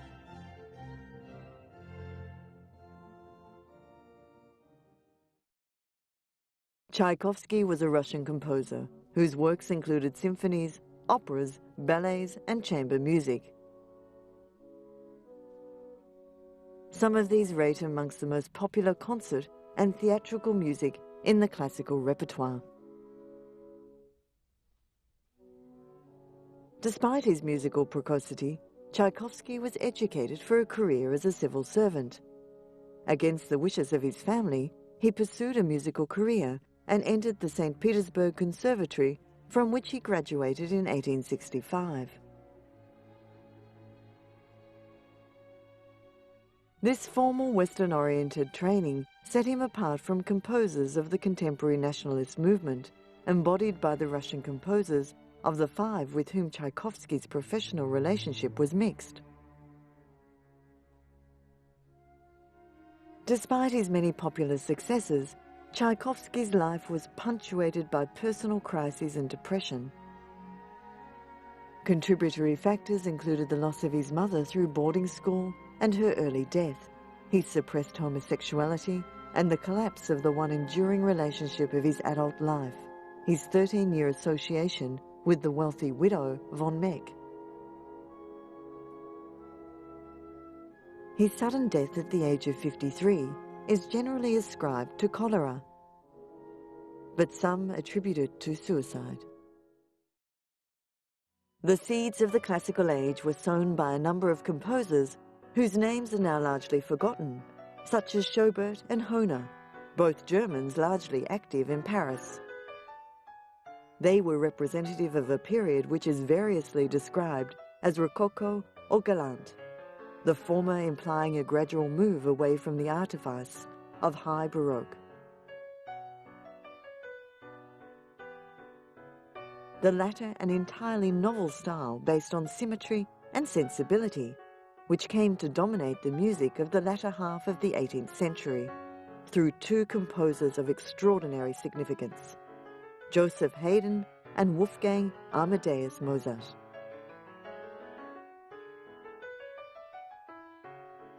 As the classical period reached its zenith, it was becoming increasingly clear, especially with the late works of Beethoven and Schubert, that the amount and intensity of expression composers were seeking to achieve was beginning to go beyond that which a classically sized orchestra or piano could possibly encompass.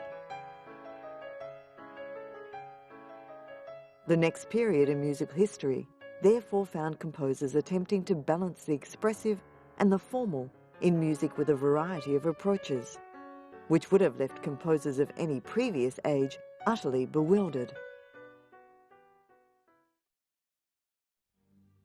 The youngest child and only surviving son of Leopold Mozart, Wolfgang Amadeus, was born in Salzburg in 1756. He showed early precocity both as a keyboard player and violinist, and soon turned his hand to composition. His obvious gifts were developed along with those of his elder sister, under his father's tutelage, and the family, through their indulgence of their then patron, the Archbishop of Salzburg, was able to travel abroad between 1763 and 1766, to Paris and to London.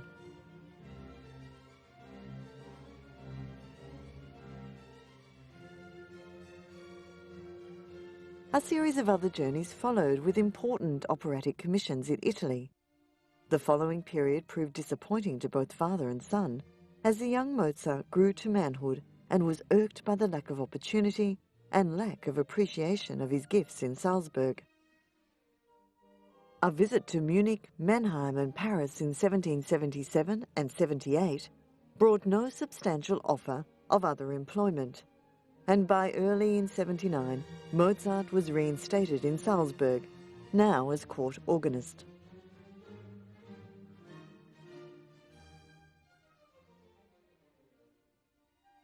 Early in 1781, he had a commissioned opera staged in Munich for the Elector of Bavaria. Dissatisfied after being summoned to attend, his patron, the Archbishop in Vienna, dismissed him. Mozart spent the last 10 years of his life in precarious independence in Vienna, his material situation not improved by a marriage imprudent for one in his circumstances. Initial success with German and then Italian opera and series of subscription concerts were followed by financial difficulties. In 1791, things seemed to have taken a turn for the better, despite the successor to the Emperor Joseph II, who had died in 1790, lacking interest. In late November, however, Mozart became seriously ill and died in the small hours on the 5th of December.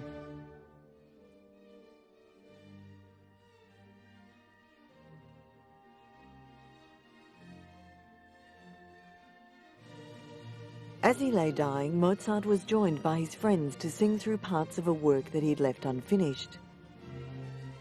This was his setting of the Requiem Mass, commissioned by an anonymous nobleman who had intended to pass off the work as his own. The Requiem was later completed by Mozart's pupil, Süssmayr, to whom it was eventually entrusted, although other possible completions of the work have since been proposed. In addition to a smaller number of works for vocal ensemble, Mozart wrote concert arias and scenes, some of them for insertion into operas by others. The Romantic era was the golden age of the virtuoso, where the most fiendishly difficult music would be performed with nonchalant ease. and the most innocuous theme in a composition would be developed at great length for the enjoyment of the adoring audience. The emotional range of music during this period was considerably widened, as was its harmonic vocabulary and the range and number of instruments which might be called upon to play it. Music often had a program or storyline attached to it, sometimes of a tragic or despairing nature. The next 100 years would find composers either embracing wholeheartedly the ideals of Romanticism or in some way reacting against them. With the honourable exceptions of Brahms and Bruckner, composers of this period shared a general tendency towards allowing their natural inspiration free rein, often pacing their compositions more in terms of their emotional content and dramatic continuity rather than organic structural growth. This was an era highlighted by the extraordinarily rapid appearance of the national schools and the operatic supremacy of Verdi and Wagner. The eventual end of Romanticism came with the fragmentation of this basic style, composers joining schools of composition, each with a style that was in vogue for a short period of time.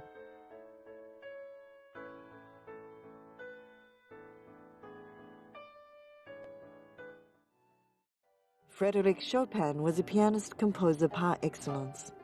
Regarded as one of the most mesmerizing performers of his day, he lives on in his music. His life from his birth in Poland, his famous affair with the French writer George Sand, to his death at the age of 39 in Paris, features prominently in his music.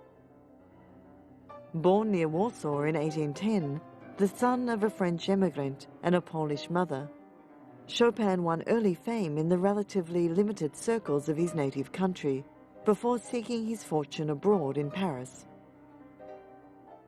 His departure from Warsaw coincided with the unsuccessful national rising against Russian domination, and Chopin found himself in Paris in the company of a number of other Polish exiles. He was able to establish himself as a pianist and as a teacher of the piano, primarily in fashionable society. His compositions, principally for the piano, make a remarkable use of the newly developed instrument of the time, exploring its poetic possibilities.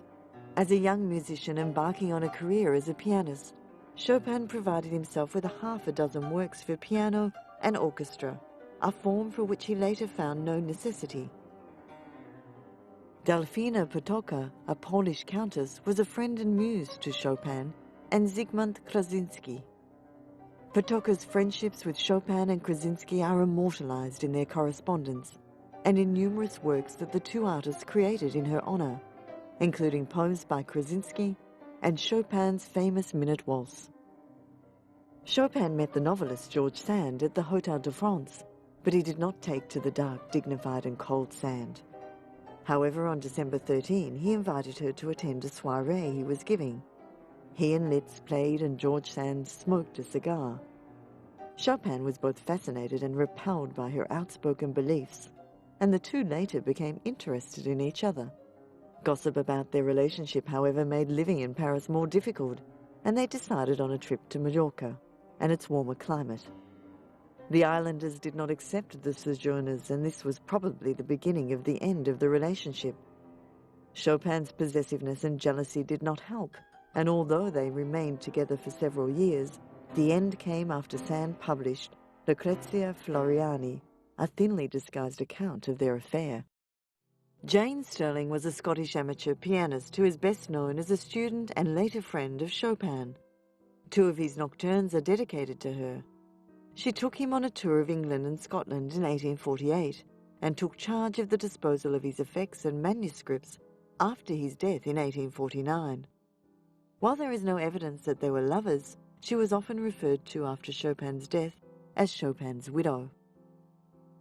Chopin had told Jane Stirling that she was the only one who knew his true date of birth. She wrote it down and placed it in a box, which is buried with him in Père Lachaise Cemetery. On the first anniversary of his death, she scattered over Chopin's grave some Polish soil that she had obtained from his sister. On the 15th of October 1849, when his condition took a marked turn for the worse, his numerous visitors were asked to leave. He asked Delfino Potocka to play sonatas. On the 17th of October, after midnight, the physician leaned over him and asked whether he was suffering greatly. "Not anymore," Chopin replied. He died a few minutes before 2 o'clock in the morning. Man is a fortunate species. Over thousands of years, our intelligence has given us tools and technology, art and science, society and civilization. We now possess a treasure house of man's great achievements.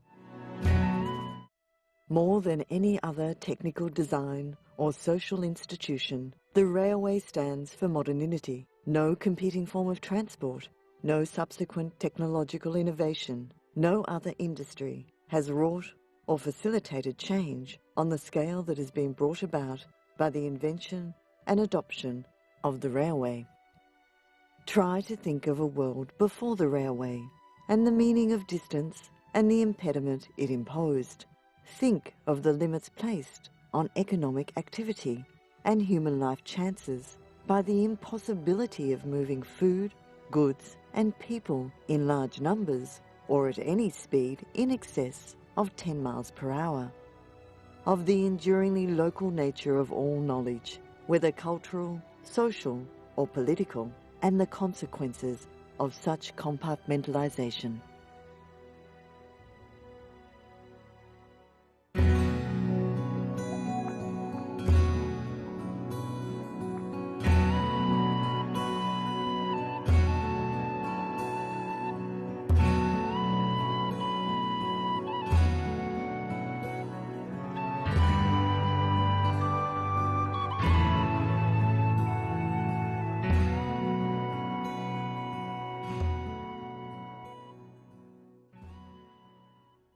Of all the technological advances of the 19th century, few captured the imagination like the railway locomotive. These steam-powered puffing devils heralded a new era of transportation, where people could travel quickly and comfortably to previously unimagined destinations, and goods could be delivered in much greater quantities for increased profit. Writer John Ruskin observed the rapid pace of change taking place in his native Britain. Along the iron veins that traverse the frame of our country beat and flow the fiery pulses of its exertion, hotter and faster every hour. But not everyone was enamored with the train's grip on the 19th century imagination. That devilish iron horse, whose ear-rending neigh is heard throughout the town, has muddied the boiling spring with his foot, and he it is that has browsed off all the woods on Walden shore, that Trojan horse, with 1,000 men in his belly, introduced by mercenary Greeks. Where is the country's champion, the Moor of Moor Hall, to meet him at the deep cut and thrust an avenging lance between the ribs of the bloated pest? Demanded naturalist Henry Thoreau. Nevertheless, the locomotive was here to stay, and rail lines sprawled across continents. In 1830, there was only about 75 miles of railroad track in the United States. Within 10 years, that figure had exploded to almost 2,800 miles. With names like John Bull, Old Ironsides, and General Haupt, locomotives chugged across the American continent, opening the West, encouraging migration, and showing people a world beyond their town or city. At first, America imported British engines, but the nation soon established its own thriving locomotive industry. By 1880, it was producing more than 1,000 trains a year. Developed as a prototype in 1830, Tom Thumb was the first American-built steam locomotive used on a common carrier railroad. Its vertical boiler included boiler tubes made from rifle barrels. In 1914, around the same time the Trans-Siberian was finished, Californians celebrated the opening of the Northwestern Pacific Railroad. The line was a joint venture between Southern Pacific Railroad and Santa Fe Railroad, so the companies could share in the lucrative revenues flowing from a connection to the redwood lumber mills around Humboldt Bay. Construction workers laid sleepers through some of the most rugged Pacific Northwest countryside, blasting tunnels through mountain ranges and building railway bridges over foaming gorges. A huge crowd gathered to welcome the first train passing through the towns of Willits, Cane Rock, Arcata and Eureka in October 1914. But the railway had already suffered early problems, with a large section of track washed away in a flood before the official opening. And after the celebrations, a number of dignitaries were stranded when a landslide blocked the line to Eureka. But for the townsfolk celebrating their new railway line, the Northwestern Pacific meant jobs, connection to civilization, and the prospect of a bright future. The railroad was christened with California wine wrapped in an American flag. It was a moment of patriotic pride and great optimism. The dignitaries included federal and state politicians, as well as representatives of the Northwestern Pacific Railroad, and the moment was captured on film to be preserved for posterity. The same year, the Redwood Empire Special was christened at a special ceremony in Sacramento. Popular California Governor Sonny Jim Rolfe engineered the start. The governor was a wealthy businessman who was adored by Californians for his down-to-earth manner and reputation for getting the job done. On the railways, the job was getting giant steam trains onto the tracks. Trains that could transport huge shipments of lumber. The Redwood Empire Special hauled 117 cars bearing 3 million feet of California redwood to be delivered to 21 states. Giant Southern Pacific engines haul 9.175-ton cargo over the Sierra, the longest and heaviest train ever taken over the hill in one block. Colonial powers consolidated their control by building railway lines that could transport soldiers and guns across continents. Germany stretched a rail link from Berlin to Baghdad, a politically explosive project that benefited the Ottoman Empire at the expense of the British and French. The British in turn set up railway companies in India and Africa to link the far-flung regions of its empire into rail networks. The most remote and exotic parts of the globe became accessible.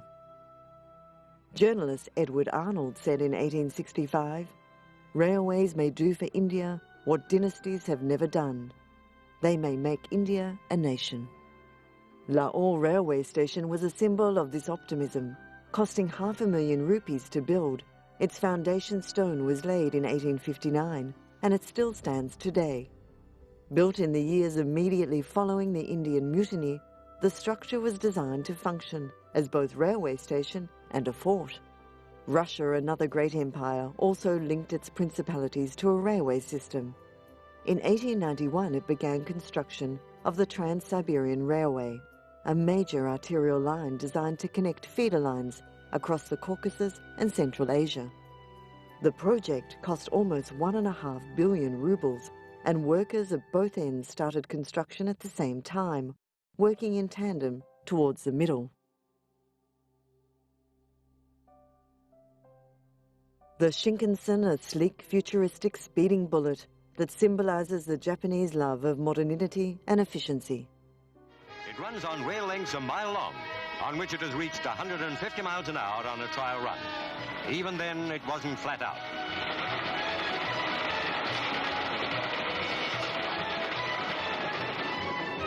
On regular runs between Tokyo and Osaka, nearly 500 miles, the bullet will keep the speed needle steady at 190 kilometers, about 120 miles an hour.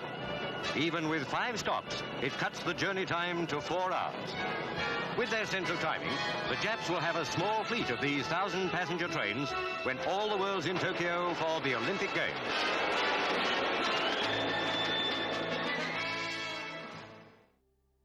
Shinji Sogo, president of Japan National Railways, which operates the trains, was present for a speed trial in the 1960s that saw the Shinkansen reach a record-breaking 256 kilometres an hour. The diesel engine streamliner passed all its tests with flying colours. The Bullet was the first standard gauge train built in Japan. It was developed as a response to the pressures modern life had brought to Japan, a burgeoning population that was concentrated in the big cities and relatively close distances. Another great achievement, this train is called maglev, which stands for magnetic levitation, a wheel-less vehicle on a magnetic track driven by electrical linear motors.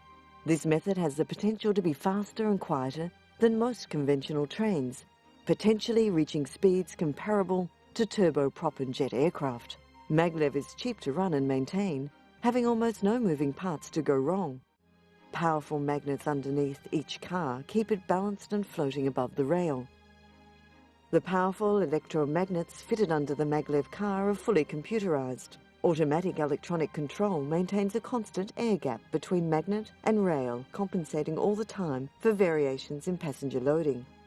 At speeds of up to 430 kilometers per hour, the test ride travelled the 30-kilometre stretch to the Shanghai district Pudong in just 8 minutes.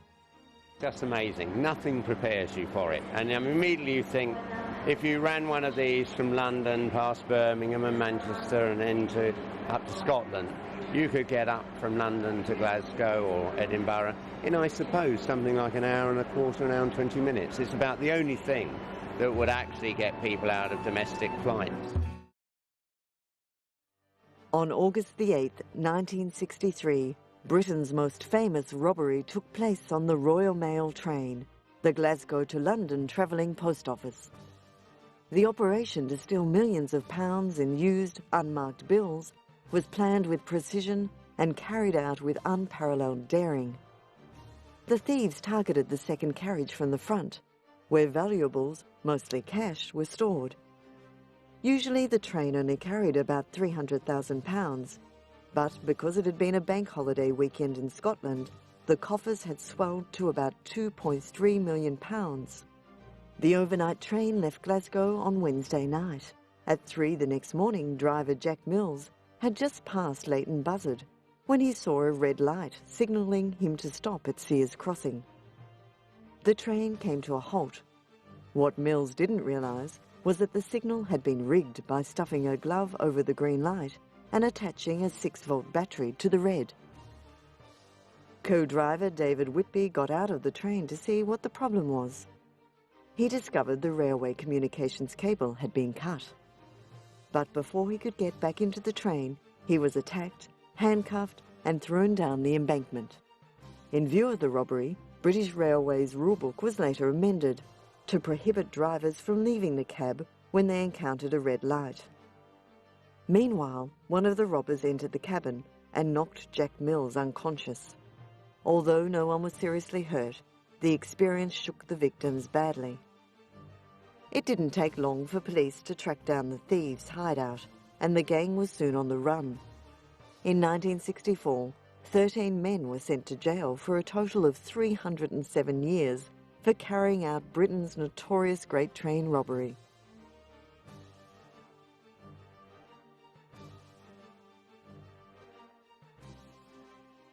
But just 4 months later, Charlie Wilson broke out in an escape as daring as the robbery itself. A gang of men on the outside stole a builder's ladder to scale the walls of the mental hospital that lay next to the prison and freed Wilson and 3 other prisoners from their cells using a master key. A huge manhunt was launched to find the fugitives, but it took police 3 years to track Wilson down to his hiding place in Canada. Great Train robber Ronnie Biggs was similarly disinclined to serve out his sentence and plotted an escape that was to prove more successful than Wilson's. He escaped to Paris, Australia, and then to Brazil. Biggs forged a new life in Rio, becoming a tourist attraction for Britons. In 1999, he invited more than 100 people to celebrate his 70th birthday in style. But Biggs's health was fading fast after a series of strokes, and in 2001 he returned to Britain, where he was sent back to jail to serve the remainder of his sentence.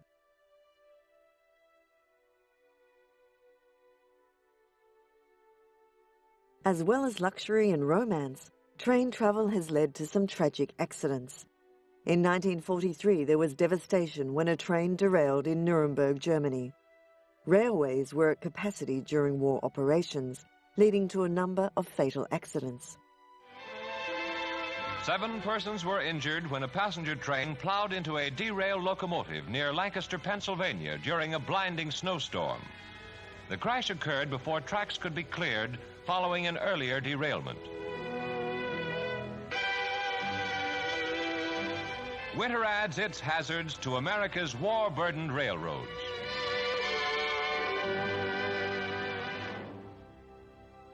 The following year, disaster struck Britain's railways near Durham. Another post-war disaster strikes Britain's railways. The fast London-Newcastle Express crashed into a freight train with a cost of 10 lives and many injured. Sleeping coaches are splintered and piled 20 feet high. The death toll was considered miraculously low, considering that the crowded train carried 400 passengers. The wreck was the third to be visited on British railways within a 7-day period.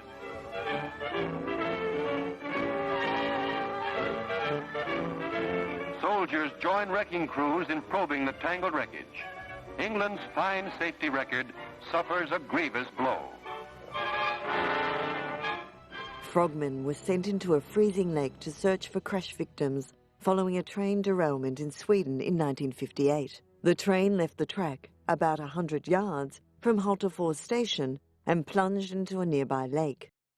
For 48 hours in sub-zero conditions, the frogmen checked and double-checked the wrecked train for crash victims, but found nothing. The final casualty list stood at 20 passengers injured, an amazingly small figure in view of the damage sustained by the Gothenburg-Borås Express. Swedish railway officials concluded that the accident was caused by a fault in the lines, possibly due to the intense cold prevalent at the time.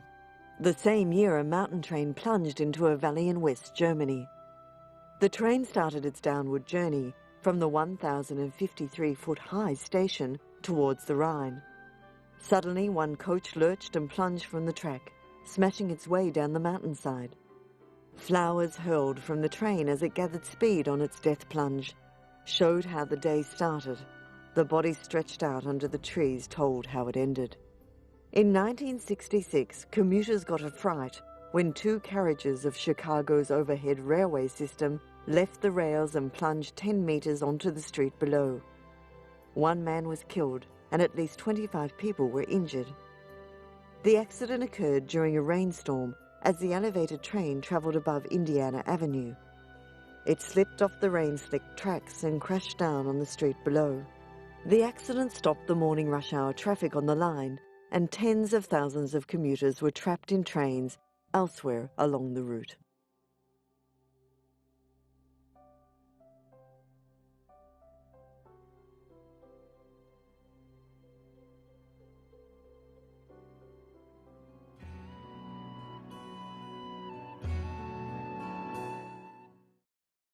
The grand aim of indulgent rail travel is the famous Orient Express. At its peak, steaming across pre-war Europe, the original Orient Express inspired more thrillers than any other train in the world. From Graham Greene to Agatha Christie, novelists told of its legendary high living and low deeds. It was the Orient that made the train so famous in the realms of fact and fiction. It ran across Europe from Paris to the Balkans and Turkey. But the Express was the setting for stories of intrigue, adventure, and mystery. The fascination was that the films and novels owed something to real events. Bodies occasionally did fall from carriages, and each station promised romance for strangers who met on the train. As train travel declined in Europe during the post-war years, Orient Express services were dropped. Sadly, the train stopped running to Paris. Air travel and delays and restrictions at some East European frontiers were given as reasons for the express ending. The first Orient Express pioneered the idea of crossing Europe by rail and eating and sleeping in comfort. The original Orient Express made its inaugural journey on October 4, 1883, transporting about 40 very important persons in style from Paris to Romania. The first 6 years were adventurous. Passengers had to navigate perilous open catwalks between cars. In the 1890s, travellers got off the Orient Express at a tiny Danube town and took ferry boats across the river into Bulgaria. From there, a train took them to the Black Sea port, where another boat took them to Constantinople. But by 1889, Paris and Constantinople were connected, and it took 67 hours 35 minutes to make the transcontinental journey. Soon other versions of the Orient Express came into being, but none captured the imagination like the original. The heyday of the Orient Express was at the turn of the century. Later, during the 1920s, tales of murder, mystery and espionage grew around it. An extension to the railway line was started in 1906 with the building of the Simplon Tunnel, which enabled the train to travel as far as Milan, Venice and Trieste. From Italy, it would then steam as far as Istanbul. In 1982, the Venice Simplon Orient Express was revamped to run twice weekly from Calais to Venice. The Pullman cars were refurbished and restored to original condition. In 1988, the service set a world record for the longest train journey ever made. The express travelled from France to Hong Kong non-stop. But despite its popularity and mystique, many countries dropped the Orient Express from their schedules. However, the far-seeing Swiss cashed in by running a commemorative Orient Express from Zurich using original carriages. Platform entertainment reinforced the period atmosphere. This specially run train, which King Boris himself used to drive across his Balkan kingdom, preserves all the old comforts, from the splendour of the sleeping berths to the pride of the service, the luxurious dining cars. Here, long ago, is where the crown heads mixed with captains of industry and secret agents dallied with femme fatales. On this trip, anyone can be anyone. Man is a fortunate species. Over thousands of years, our intelligence has given us tools and technology, art and science, society and civilization. We now possess a treasure house of man's great achievements.